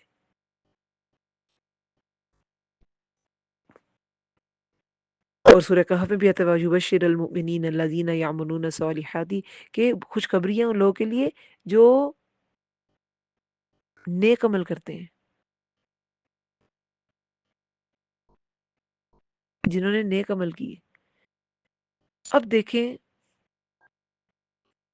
اللہ تعالیٰ، یہ جو آیت ہے نا، یہ وہ جو ہم ایکوالٹی آف جینڈر کہتے ہیں نا، یہ اس پہ کتنی بڑی دلیل ہے کہ کوئی عمل صالح کرے تو وہ کوئی مرد ہو کوئی عورت، بس ایمان ہونا چاہیے، تو اللہ تعالیٰ انہیں جنت میں داخل کرے گا، اور پھر وہاں جنت جنت کیسی جگہ ہے؟ جہاں پہ بے حساب رزق دیے جائیں گے، وہ رزق دیے جائیں گے اس میں بے حساب۔ اب وہ ان کی، اب یہ سارے دیکھیں سٹیپس ہیں اس کی تبلیغ کے، اب وہ انہیں جزا کی طرف ان کو رغبت دلا رہا ہے کہ وہاں ایسی ایسی جزا ہے، اگر تم اس راستے کو چنو گے تو تمہیں ایسی جزا ملے گی، جس نے عمل کیا برا تو وہ بدلہ دیا جائے گا مگر مانند اسی کے، یعنی کہ جتنی برائی کی جاتی ہے نا اتنا ہی بدلہ دیا جاتا ہے۔ جیسے ابھی میں نے کہا کہ گناہ اگر ارادہ تر کر دیا جائے تو نیکی ہے، لیکن اگر کیا جائے تو جب تک گناہ کر نہ لیا جائے لکھا نہیں جاتا، تو مانند اسی کے۔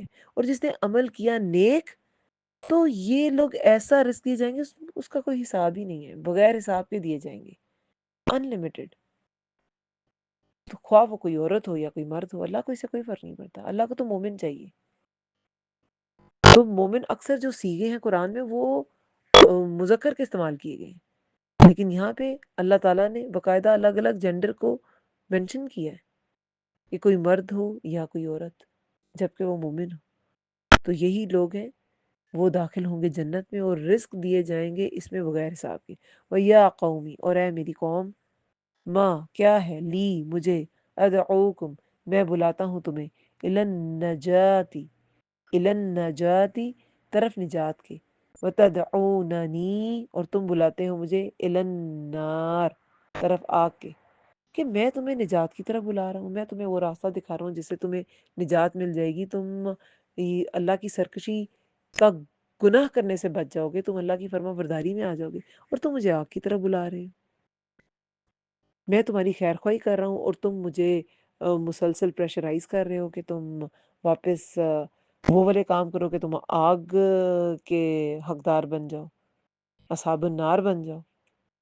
تدعوننی تم بلاتے ہو مجھے، لأکفرا کہ میں کفر کروں، باللہ ساتھ اللہ کے، واشرکا اور میں شریک ٹھہراؤں، بھی ساتھ اس کے، ماں اس کو جو لیسا نہیں ہے، لی مجھے، بھی اس کا علم کوئی علم، وانا اور میں، ادعوکم میں بلاتا ہوں تمہیں، الی العزیز الغفار طرف بہت زبردست کے، بہت بخشنے والے کے۔